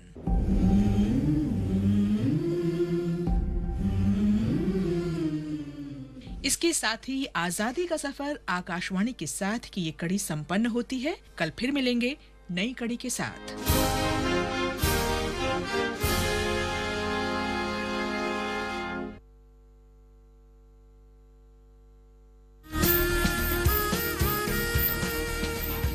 आजादी के 75 वर्षों का पर्व अमृत महोत्सव के पावन अवसर पर आकाशवाणी समाचार लेकर आया है अमृत महोत्सव क्विज। आप भी इस क्विज का हिस्सा बन सकते हैं। हमारे समाचार बुलेटिनों में पूछे गए स्वतंत्रता आंदोलन से जुड़े प्रश्नों का जवाब देकर आपसे ये सवाल प्रत्येक सोमवार और मंगलवार को सुबह 8 बजे प्रसारित होने वाले बुलेटिन समाचार प्रभात में पूछे जाएंगे। श्रोता email Amrit Mahotsav quiz @prasarabharati.gov.in पर अपने जवाब भेज सकते हैं। आप अपने जवाब व्हाट्सएप नंबर 8826546262 पर भी भेज सकते हैं। विजेता का चुनाव सही जवाबों में से लकी ड्रॉ के माध्यम से होगा और इसकी घोषणा अगले दिन इसी बुलेटिन में की जाएगी। विजेता को प्रमाण पत्र के साथ एक उपहार भी दिया जाएगा। साथ ही विजेता का नाम हमारे ट्विटर हैंडल पर भी फ्लैश होगा। तो आइए मनाएं आजादी के 75 वर्षों का पर्व अमृत महोत्सव आकाशवाणी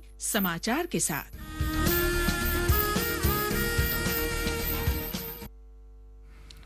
आज़ादी का अमृत महोत्सव के लिए सभी उपभोक्ताओं को शुभकामनाएं। हालांकि हॉलमार्क सोने की शुद्धता सुनिश्चित करता है। हमेशा हॉलमार्क वाले सोने के आभूषण खरीदें। उपभोक्ता संबंधित किसी भी शिकायत के लिए कृपया राष्ट्रीय उपभोक्ता हेल्पलाइन के टोल फ्री नंबर 14404 पर संपर्क करें। उपभोक्ता मामले विभाग भारत सरकार द्वारा जनहित में जारी। जागो ग्राहक जागो। और अब एक नजर आज के मौसम पर। राष्ट्रीय राजधानी दिल्ली में वर्षा होने या गरज के साथ बौछारें पड़ने और तेज हवा चलने के आसार हैं। मुंबई, चेन्नई और कोलकाता में सुबह कोहरा छाया हुआ है। बाद में आंशिक बादल छाए रह सकते हैं। इन महानगरों में न्यूनतम तापमान 13 और अधिकतम 31 डिग्री सेल्सियस तक रह सकता है। श्रीनगर और जम्मू में बादल छाए रहेंगे। जम्मू में हल्की वर्षा हो सकती है। लेह में हल्की बर्फबारी संभावना है। गिलगित और मुजफ्फराबाद में आंशिक बादल छाए रहेंगे। इम्फाल, शिलोंग, आइजोल, कोहिमा और ईटानगर में बादल छाए रहेंगे और हल्की वर्षा हो सकती है। गैंगटॉक में बादल छाए रहेंगे और 1 या 2 स्थानों पर वर्षा हो सकती है या गरज के साथ बौछारें पड़ सकती हैं। अगरतला में सुबह कोहरा और बाद में आसमान साफ रहेगा। ये समाचार हमारी वेबसाइट newsonair.gov.in/hindi पर भी उपलब्ध हैं। और रवि, अब बताएं आज के समाचार पत्रों में क्या विशेष है। लवलीन, प्रधानमंत्री द्वारा कल राज्यसभा में राष्ट्रपति के अभिभाषण पर धन्यवाद प्रस्ताव पर चर्चा के जवाब को सभी अखबारों ने पहली खबर बनाया है। दैनिक जागरण लिखता है, प्रधानमंत्री ने कहा देश के लोकतंत्र को सबसे बड़ा खतरा परिवारवादी पार्टियों से है। पत्र लिखता है, प्रधानमंत्री ने कहा कांग्रेस की सोच पर शहरी नक्सल का कब्जा। राष्ट्रीय सहारा की सुर्खी है, राज्यसभा में भी जमकर बरसे मोदी। पत्र ने प्रधानमंत्री के भाषण की मुख्य बातें विस्तार से देते हुए लिखा है कि लोकतांत्रिक आदर्शों और हितों को विकसित करें सभी राजनीतिक दल। अमर उजाला ने दूरसंचार मंत्री के इस बयान को दिया है, जल्द शुरू होंगी 5G सेवाएं, नीलामी प्रक्रिया अगस्त तक। केंद्रीय स्वास्थ्य मंत्री मनसुख मांडविया के राज्यसभा में ये जानकारी देने कि 15 साल तक के बच्चों के टीकाकरण के बारे में सरकार विशेषज्ञ समूह के सुझावों के आधार पर चर्चा करेगी। राष्ट्रीय सहारा की खबर है। अरुणाचल प्रदेश में हिमस्खलन में फंसे 7 जवानों के शहीद होने को दैनिक जागरण ने पहले पन्ने पर देते हुए लिखा है, सेना के ये जवान 2 दिन से लापता थे। भारत की डॉक्यूमेंट्री राइटिंग विद फायर को ऑस्कर पुरस्कार की नामांकन सूची में शामिल होने की खबर को नवभारत टाइम्स ने पहले पन्ने पर दिया है। पत्र लिखता है, ये डॉक्यूमेंट्री खबर लहरिया अखबार के शुरू होने पर आधारित है। और अंत में मुख्य समाचार एक बार फिर। प्रधानमंत्री नरेंद्र मोदी ने कहा, भारतीय लोकतंत्र के लिए सबसे बड़ा खतरा वंशवादी पार्टियां। उत्तर प्रदेश में कल होने वाले विधानसभा चुनाव के पहले चरण के मतदान के लिए व्यापक प्रबंध किए जा रहे हैं। मणिपुर विधानसभा के 5 निर्वाचन क्षेत्रों में 487 मतदान केंद्र पूरी तरह महिला कर्मचारियों द्वारा संचालित होंगे। त्रिपुरा सरकार ने राज्य में गर्भवती महिलाओं के लिए विशेष कोविड टीकाकरण अभियान शुरू किया। केरल सरकार ने रविवार का लॉकडाउन हटाया। स्कूल और कॉलेज 28 फरवरी से पूरी क्षमता के साथ खुलेंगे। गुजरात में एक विशेष अदालत 2008 के अहमदाबाद सिलसिलेवार बम विस्फोट मामले में 49 अभियुक्तों को आज सजा सुनाएगी। भारत और वेस्टइंडीज के बीच दूसरा एक दिवसीय अंतर्राष्ट्रीय क्रिकेट मैच आज अहमदाबाद में खेला जाएगा। इसके साथ ही समाचार प्रभात का ये अंक समाप्त हुआ। नमस्कार।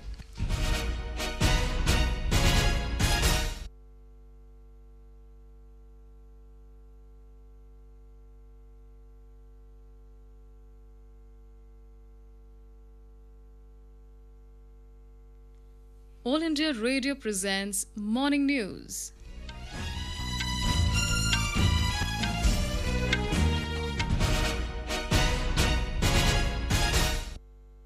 Good morning. I am Saira Mujtaba and with me is VC Pramod. The headlines. Prime Minister Narendra Modi says family-run parties are biggest threat to India's democracy. Elaborate arrangements being made for first phase of assembly elections in Uttar Pradesh tomorrow. 487 polling stations in 5 assembly constituencies in Manipur to be manned by women officials only. Tripura government launches special COVID vaccination drive for expectant mothers in the state. Kerala government lifts Sunday lockdown, schools and colleges to reopen from February 28 with full capacity. Special court in Gujarat to pronounce quantum on punishment today against 49 convicts in 2008 Ahmedabad serial blast case. India beat France 5-0 in the opening match of FIH Pro League 2022 hockey in South Africa. And in cricket, second ODI between India and West Indies to be played in Ahmedabad today. With the new Omicron variant of coronavirus causing concern, we appeal to our listeners to be vigilant and to get fully vaccinated and help others, including children between 15 and 18 years, to get vaccinated. Please continue to follow these 3 simple steps to stay safe. Wear a face mask, maintain 2 gaz ki duri for social distancing, focus on hand and face hygiene. For any COVID-related information and guidance, contact national helpline numbers 011-2397-8046 and 1075.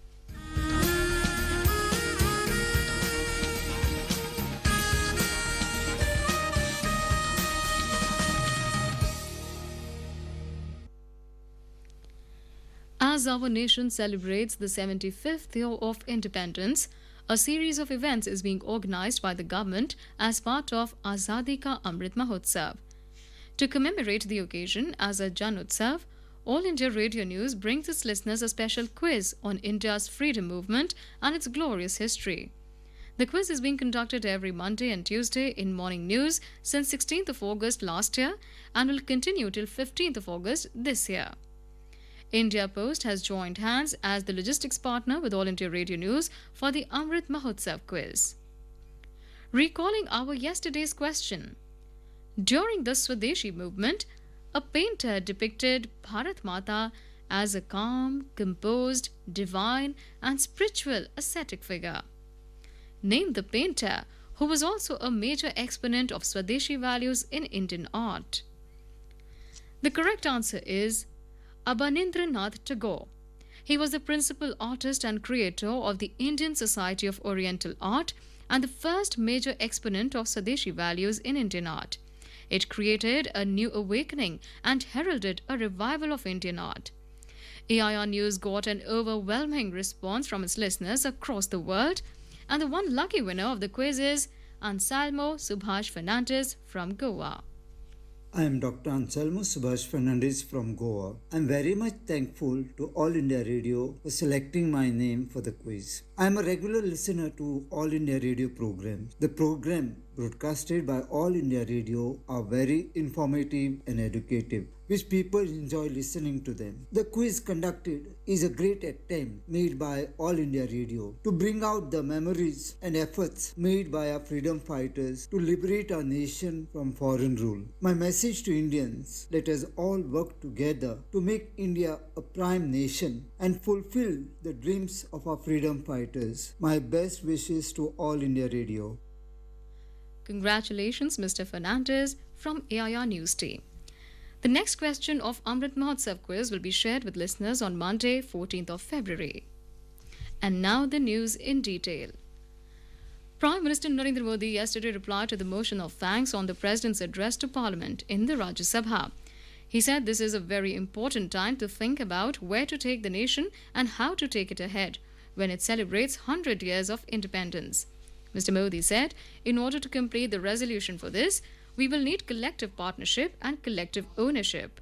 आजादी के कालखंड में देश को दिशा देने का अनेक स्तर पर प्रयास हुए हैं और देश जब आजादी के 100 साल मनाएगा तब हमें देश को कहां ले जाना है किन किन योजनाओं के सहारे हम ले जा सकते हैं, इसके लिए ये बहुत ही महत्वपूर्ण समय है और मुझे विश्वास है कि उससे जो संकल्प उभरेंगे उस संकल्प में सबकी सामूहिक भागीदारी होगी और उसके कारण जो 75 साल की गति थी उससे अनेक गुना गति के साथ हम देश को बहुत कुछ दे सकते हैं.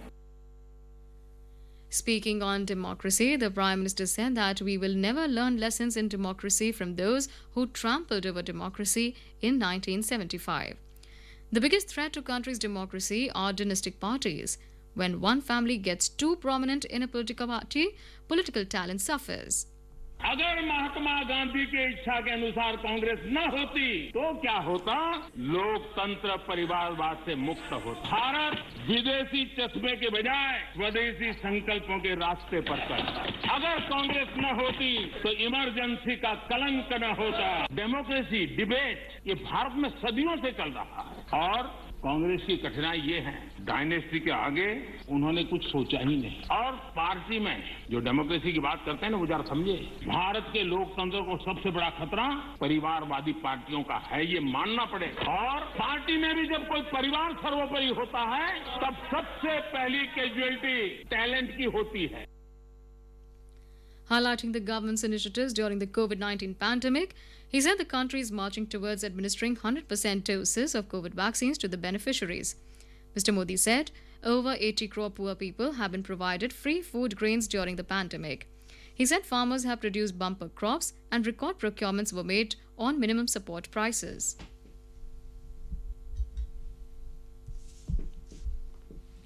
The Congress has questioned Prime Minister Narendra Modi for criticizing it on different issues while replying to a discussion on the motion of thanks to the President's address. Talking to reporters outside Parliament, Leader of Opposition Mallikarjun Kharge said members of different political parties spoke on all schemes and government's actions during the discussion. He said instead of replying to those, Mr. Modi just targeted the Congress during his speech. Earlier, Congress members, along with some other opposition parties, staged a walkout from the Rajya Sabha during Mr. Modi's reply. In Uttar Pradesh, all arrangements are being made for the first phase of assembly elections. 58 seats in western UP will go to polls in this phase tomorrow. More from our correspondent.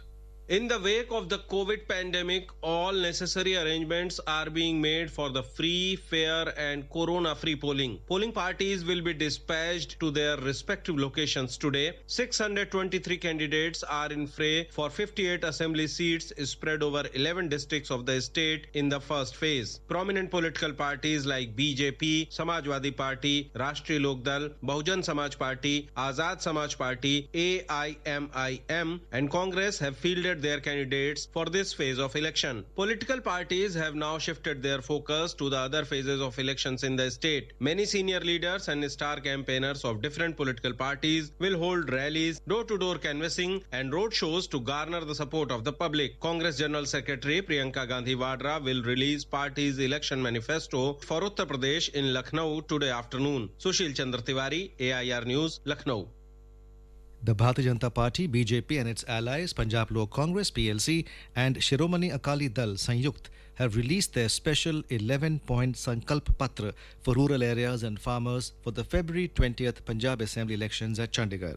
The special Sankalp Patra promised to allocate a budget of 5,000 crore rupees for organic and sustainable farming, free rainwater harvesting units to control the depleting water level, and promotion of allied agriculture sectors. The Sankalp Patra was released by Union Minister and BJP's election in charge in Punjab, Gajendra Singh Shekhawat, SAD Joint Chief Sukhdev Singh Dhinsa, and BJP leaders Harjit Singh Grewal and Subhash Sharma. The BJP and its allies, while advocating the promotion of sports in the villages, also promised to give cash prizes on the lines of Haryana to the players who have won medals in national and international events. Chief Election Commissioner Sushil Chandra has announced that 487 polling stations in 5 constituencies of Manipur will be exclusively manned by women officials in assembly polls. These constituencies are Singjame, Thobal, Yaiskul, Wangkhe and Churchandpur. Mr. Chandra made the announcement during his 2-day visit to the state to review poll preparedness. The CEC said the idea behind the move is to provide a pleasant voting experience for female voters and promote equal gender participation in the upcoming polls.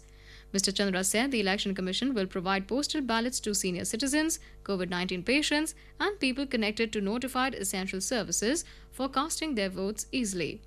Assembly polls in Manipur will be held in 2 phases on February 27 and March the 3rd. Counting of votes is scheduled for 10th of March. In Manipur, filing of nominations for the first phase of assembly polls concluded yesterday. Scrutiny will be held today and the last date of withdrawal of candidature is 11th of February. A report.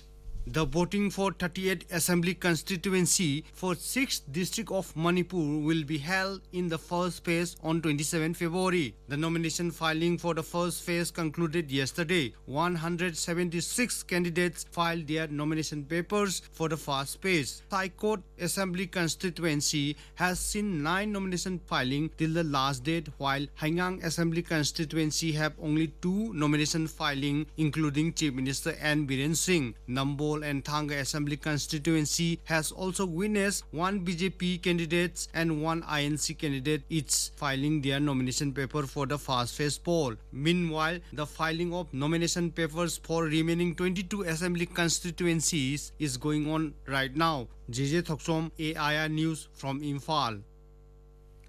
In Goa, leaders of various parties, including BJP, Congress, Aam Aadmi Party and Trinamool Congress, are making blistering attacks on each other to woo the voters in favour of their party candidates. Polling in Goa will be held in single phase in 40 constituencies on the 14th of this month. Our correspondent reports that leaders are leaving no stone unturned to woo the voters. A report. While addressing election meetings in different parts of Goa, BJP National President JP Nadda said the party tries to represent every section of society. Mr. Nadda said the BJP is the only party to do this because other parties work on the basis of religion, caste and vote bank. Senior BJP leader and Union Minister Nitin Gadkari said the BJP has completed 80% of the previous manifesto. Mr. Gadkari said Congress leader Digambar Kamath should show how many promises he completed during his tenure as Chief Minister. On the other hand, senior Congress leader Digambar Kamath said Pramod Sawant-led BJP government failed on all fronts. Mr. Kamath said those persons will be punished who were involved in various scams during BJP rule in the state if Congress is voted to power. Senior leader of Aam Aadmi Party, Manish Sisodia, said voters in Goa are looking for change. People want honest government. Krishna Kumar Lal, AIR News, Panji, Goa. India's COVID vaccination coverage has crossed 170 crore 81 lakh mark. Union Health Ministry said over 95 crore 19 lakh vaccine doses have been administered as first dose and more than 74 crore 4 lakh vaccine doses given as second dose. It said more than 48 lakh 63,000 vaccine doses were administered yesterday. The ministry said more than 1 crore 56 lakh precautionary doses have been administered to the eligible beneficiaries so far. Over 5 crore children have received the first dose and more than 91 lakh second dose of COVID-19 vaccines till date. Tripura government has launched a special COVID vaccination drive for expectant mothers to cover the left-out population that did not receive both doses of corona vaccine. Chief Minister Biplab Kumar Dev launched the vaccination drive at the Ban Kumari Information Centre located on the outskirts of Agartala city. Speaking on the occasion, Chief Minister said the health services in Tripura saw radical changes after the BJP government came to power. Mission Director of National Health Mission, Dr. Siddharth Shiv Jaiswal, said 100% eligible population has been administered the first dose of corona vaccine. He said vaccination of other categories are also progressing at a rapid pace. Kerala government has decided to further ease COVID-induced restrictions and lifted the Sunday lockdown. The state government has also announced the reopening of schools and holding of classes in full capacity from February 28. Until then, all classes will be held with 50% attendance. Pinarayi Vijayan government also decided to open the post-COVID clinics across the state. It has asked the health department to see appropriate action is taken against private hospitals which have, without proper reason, given monoclonal antibody treatment to COVID-19 patients. You are listening to the morning news on All India Radio. A reminder of the headlines before we move on. Prime Minister Narendra Modi says family-run parties are biggest threat to India's democracy. Elaborate arrangements being made for first phase of assembly elections in Uttar Pradesh tomorrow. 487 polling stations and 5 assembly constituencies in Manipur to be manned by women officials only. Tripura government launches special COVID vaccination drive for expectant mothers in the state. Kerala government lifts Sunday lockdown. Schools and colleges to reopen from February 28th with full capacity. Special court in Gujarat to pronounce quantum of punishment today against 49 convicts in the 2008 Ahmedabad serial blast case. India beat France 5-0 in their opening match of the FIH Pro League 2022 hockey in South Africa. And in cricket, second ODI between India and the West Indies to be played in Ahmedabad today.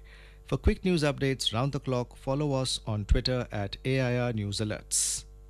अपने business को बढ़ाने के लिए लीजिए आकाशवाणी का सहयोग और दीजिए उसे बुलंदियों के पंख। आपका बिजनेस लोकल है या राष्ट्रीय, आकाशवाणी देती है उपभोक्ताओं तक पहुंचने का हर विकल्प। और अब तो आप घर, दफ्तर या दुकान पर बैठे बैठे कर सकते हैं आकाशवाणी के किसी भी केंद्र के लिए विज्ञापनों की बुकिंग। आकाशवाणी के विभिन्न चैनलों पर विज्ञापन देना सुलभ और सस्ता। बुकिंग है तो संपर्क करें 8700014242 पर। 8700014242। Welcome back. You're listening to Morning News. In Gujarat, a special court in Ahmedabad will today pronounce the quantum of punishment against 49 convicts in the 2008 Ahmedabad serial blast case. Special Judge A.R. Patel yesterday convicted 49 persons in the case, while acquitted 28 accused. 19 bombs rocked Ahmedabad city on 26th of July 2008, which had killed 56 people and injured more than 200. More details from our Ahmedabad correspondent. 49 accused have been convicted in the 2008 Ahmedabad serial bomb blast case in Gujarat. This is the result of investigation by Gujarat police, which had not only solved the entire conspiracy but also broke the nexus of anti-national organizations in the country. There were a series of bomb explosions in Ahmedabad on 26 July in 2008, which resulted in death of 56 persons and injuries to more than 200 persons. Total 23 blasts took place in Ahmedabad on that day during the span of nearly 1 hour. Serial blasts were followed by a threat mail to the television channels from the Indian Mujahideen. Police also recovered 29 live bombs from various parts of Surat city. Yogesh Pandya, AIR News, Ahmedabad. In Meghalaya, the banned militant outfit Hinayathrip National Liberation Council (HNLC) has once again decided to give peace a chance and are now open for peace talks without any preconditions. In a statement, HNLC General Secretary cum Publicity Secretary Sai Kupar Nongthram has stated that after receiving a lot of requests in the last few days from elders and social organizations, they have decided to give peace a chance once again. The statement further urged the government to immediately appoint an interlocutor officially and show its seriousness for peace talks. The outfit has been responsible for a series of bomb blasts in the city in the recent past. And now let's listen to our special program, Azadi Ka Safar, highlighting the importance of the day during the freedom struggle. आजादी का Amrit Mahotsav.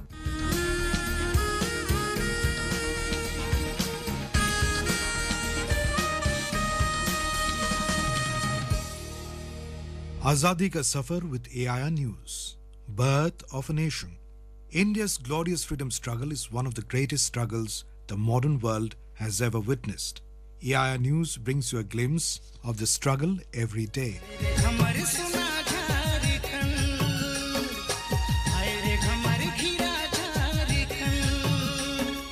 In today's episode, we remember tribal freedom fighter Telugu Khadiya, who was born on 9 February 1806 at Gumla, Jharkhand. Telugu Khadiya was well known for his revolutionary thoughts, reasoning skills, and dedication to social service. He spearheaded the fight against the British in Chota Nagpur region from 1850 till 1860 against atrocities and land alienation of tribal people.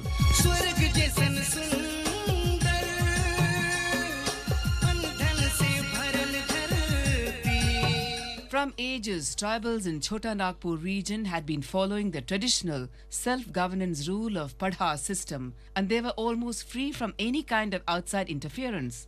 But this autonomous self-governance rule was disturbed by the regulations imposed by the British during 1850s. Tribals were forced to pay revenue on their own land, which they had been preparing and cultivating for centuries. Poor people had to lose their land when they were unable to repay loans. Telugu organized people to create awareness among them. He created Juri Panchayat in many villages which worked as self-governance rule parallel to the British rule. Telugu raised an army of around 1,500 people who were trained in guerrilla warfare. He attacked Britishers, their middlemen, and every other establishment of the British. British government wanted to suppress this uprising by any means, but Telugu was very alert and used to control his operations mostly from hideouts inside the forest. However, once when Telugu was conducting a meeting at a village, Juri Panchayat, the British arrested Telugu and sentenced him to 18 years of imprisonment.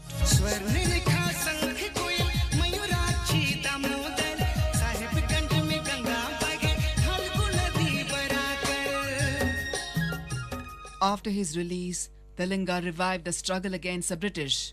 The information about his activities reached the Britishers and they made plans to aid freedom fighter.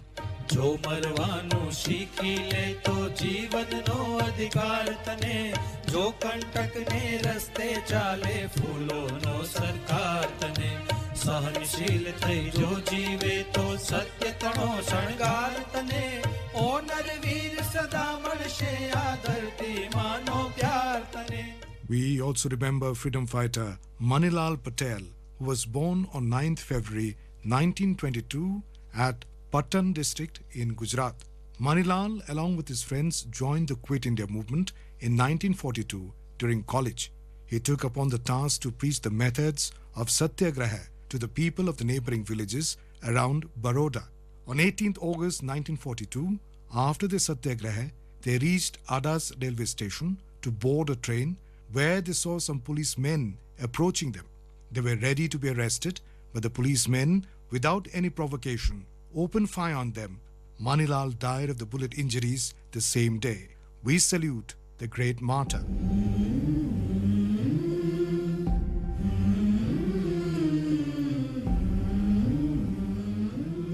That brings us to the end of this episode of Azadi Ka Safar with AIR News.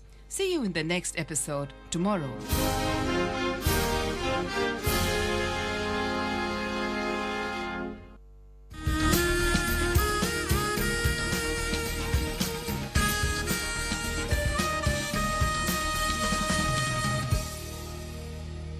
स्वाधीनता संग्राम के वे निशान जो साक्षी हैं हमारे सेनानियों के संघर्ष और बलिदान के। आकाशवाणी समाचार ला रहा है विशेष श्रृंखला निशान। हर बुधवार को शाम 4:45 पर कार्यक्रम परिक्रमा में FM गोल्ड 100.1 मेगाहर्ट्ज पर।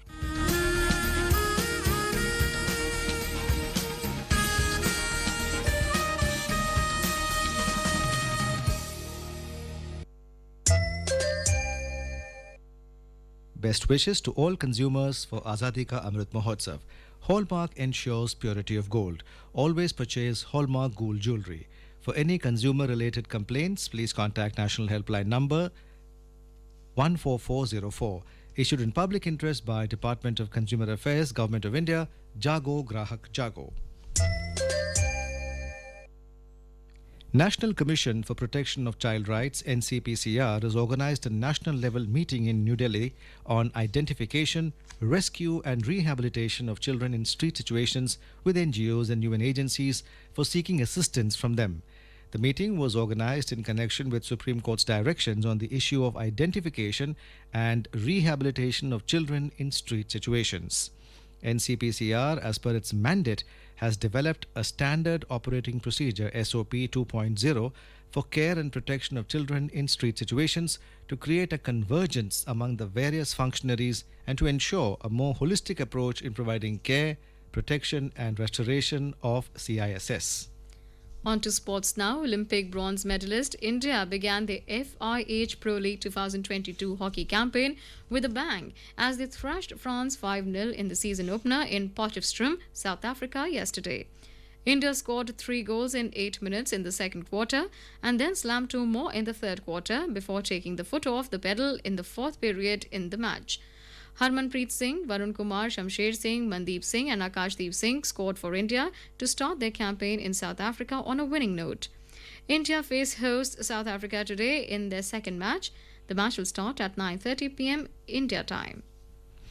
In cricket, the second one-day international of the three-match series between India and the West Indies will be played today at the Narendra Modi Stadium in Ahmedabad. The match will begin at 1:30 p.m. India lead the series 1-0 and will look to seal off things today. Vice skipper KL Rahul and Mayank Agarwal have joined the Indian camp after missing the first ODI. Meanwhile, speedster Navdeep Saini is also back with the team after testing COVID negative. In the first ODI, India defeated West Indies by 6 wickets to take a 1-0 lead in the series. And now let's take a look at the weather forecast for today. Srinagar will have a generally cloudy sky. Temperature will hover between 1 and 6 degrees Celsius.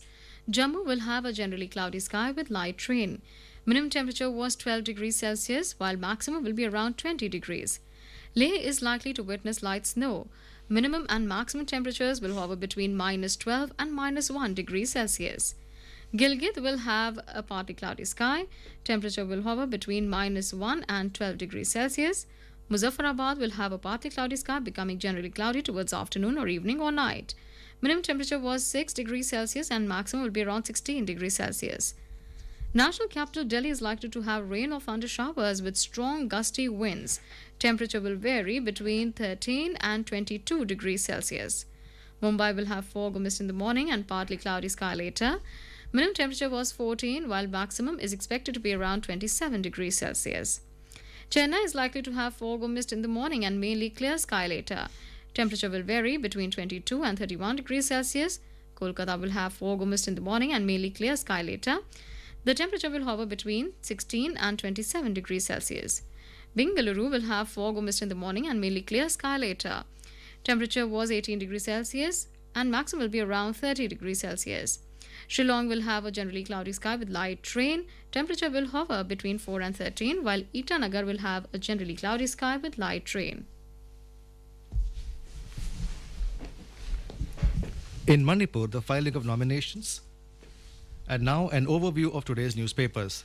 Papers have widely noticed the proceedings of Parliament and the PM's speech on their front pages. Emergency, 84 riots, dynastic politics. Modi targets Congress in Parliament for second day, writes the Tribune.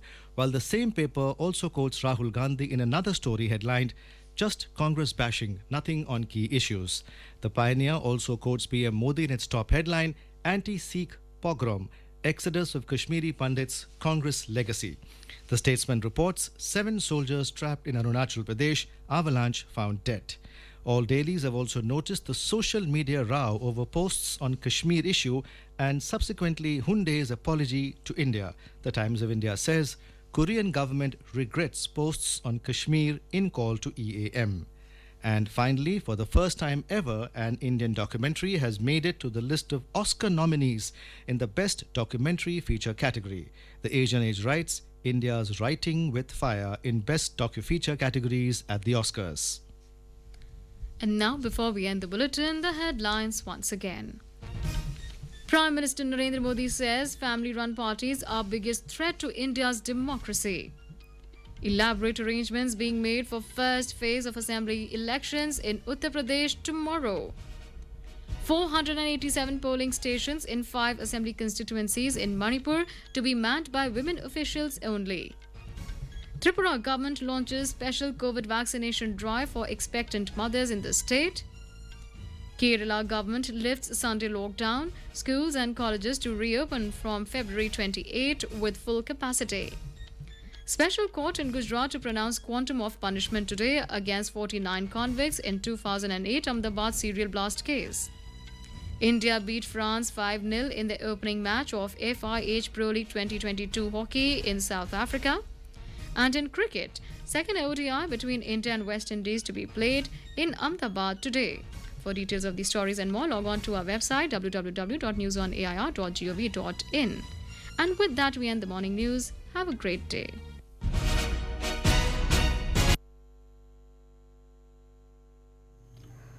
Akashvani Hyderabad కేంద్రం. స్వాతంత్ర్య యాత్ర ఆకాశవాణితో కార్యక్రమం వింటారు. ఈ కార్యక్రమ అనువాదం పఠనం శ్రీ తమనం నాగేశ్వరరావు. పర్యవేక్షణ శ్రీ సమ్మట నాగమల్లేశ్వరరావు. వినండి స్వాతంత్ర్య యాత్ర ఆకాశవాణితో. आजादी का अमृत महोत्सव.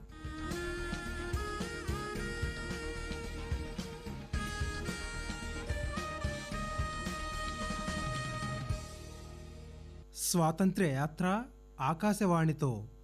ఆధునిక ప్రపంచంలో భారత స్వాతంత్రోద్యమం ఒక గొప్ప పోరాటంగా పేరుగాంచింది. ఆ మహోద్యమంలోని మహోన్నత ఘట్టాలను ప్రతిరోజు ఆకాశవాణి మీకందిస్తోంది.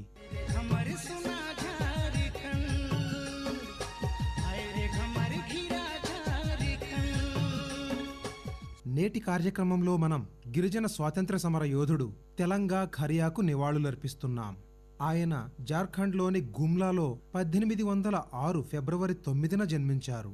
తన విప్లవాత్మక ఆలోచనలకు, తార్కిక నైపుణ్యానికి, సామాజిక సేవ పట్ల అంకిత భావానికి తెలంగా ఖరియా ప్రసిద్ధి చెందారు.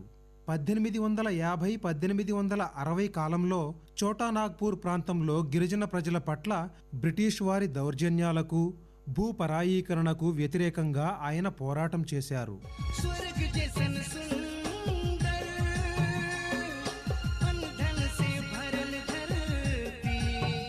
శతాబ్దాలుగా చోటానాగ్పూర్ ప్రాంతంలోని గిరిజనులు సంప్రదాయ స్వీయ పాలనా విధానాన్ని అనుసరిస్తున్నారు. బయటివారి జోక్యం నుంచి తమను తాము రక్షించుకుంటూ దాదాపు స్వేచ్ఛగా జీవిస్తున్నారు. కానీ 1850లలో బ్రిటిష్ పాలకులు విధించిన నిబంధనలతో వారి స్వయం ప్రతిపత్తి, స్వీయ పాలన దెబ్బతింది. గిరిజనులు శతాబ్దాలుగా సాగు చేస్తున్న తమ సొంత భూమిపై మాల్గుజారీ అనే పన్ను చెల్లించవలసి వచ్చింది. ఆ పేద ప్రజలు రుణాలు తిరిగి చెల్లించలేకపోయినప్పుడు తమ భూమిని కోల్పోవలసి వచ్చింది. బ్రిటిష్ వారి దౌర్జన్యాల గురించి తెలంగా తన ప్రజలకు అవగాహన కల్పించారు. బ్రిటిష్ పాలనకు సమాంతరంగా స్వీయ పాలన జరిగేలా అనేక గ్రామాల్లో జ్యూరీ పంచాయతీని ఏర్పాటు చేశారు. తెలంగా సుమారు 1800 మందితో సైన్యాన్ని ఏర్పాటు చేశారు. గెరిల్లా పోరాటంలో వారికి శిక్షణ ఇచ్చారు. బ్రిటిష్ వారిపై, వారి ఆస్తులపై, వారి దళారులపై దాడి చేశారు. తెలంగా చేసిన తిరుగుబాటును ఎలాగైనా అణిచివేయాలని బ్రిటిష్ ప్రభుత్వం భావించింది. కానీ తెలంగా ఖరియా చాలా అప్రమత్తంగా అడవిలో రహస్య స్థావరాల నుంచి ఎక్కువగా తన కార్యకలాపాలను కొనసాగించాడు. అయితే ఒక గ్రామంలో పంచాయతీ నిర్వహిస్తున్న తెలంగాను బ్రిటిష్ వారు అరెస్టు చేసి ఆయనకు 18 ఏళ్ల జైలు శిక్ష విధించారు.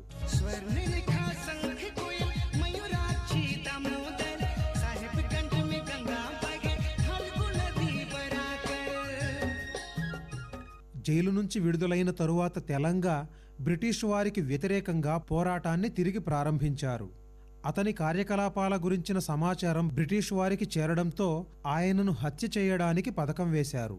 1880 ఏప్రిల్ 23న రోజువారీ ప్రార్థనలు చేసుకుంటున్న తెలంగా ఖరియాను బోధాన్ సింగ్ అనే బ్రిటిష్ ఏజెంట్ కాల్చి చంపాడు.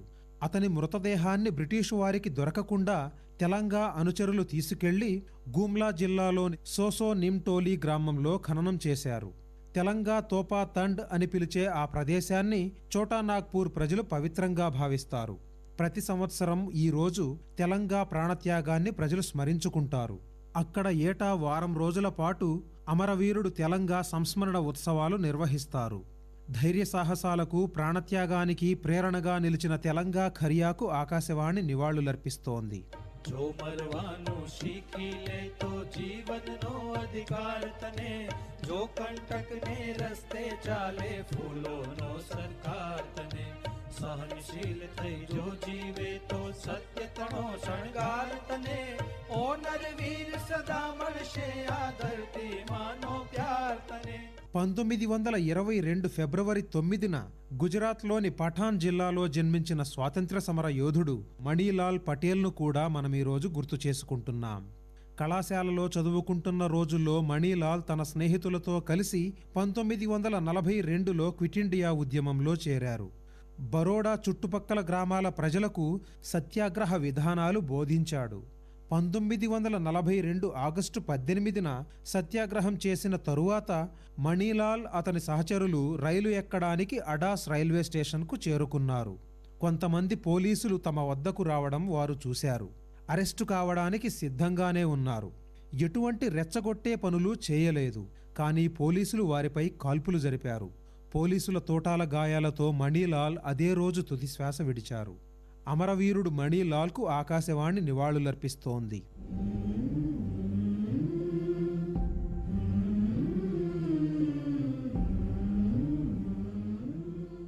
ఇవి ఈనాటి విశేషాలు. స్వాతంత్ర్య అమృత మహోత్సవాలను కొనసాగిద్దాం. మరిన్ని విశేషాలతో మళ్ళీ రేపు కలుద్దాం.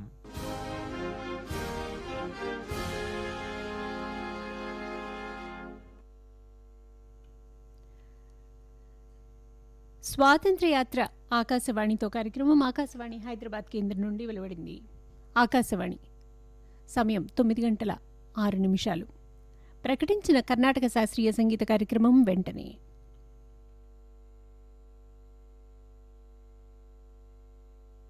ఆకాశవాణి కర్ణాటక శాస్త్రీయ సంగీత కార్యక్రమంలో శ్రీ ఆర్కే సూర్యనారాయణ వీణావాద్యం వింటారు.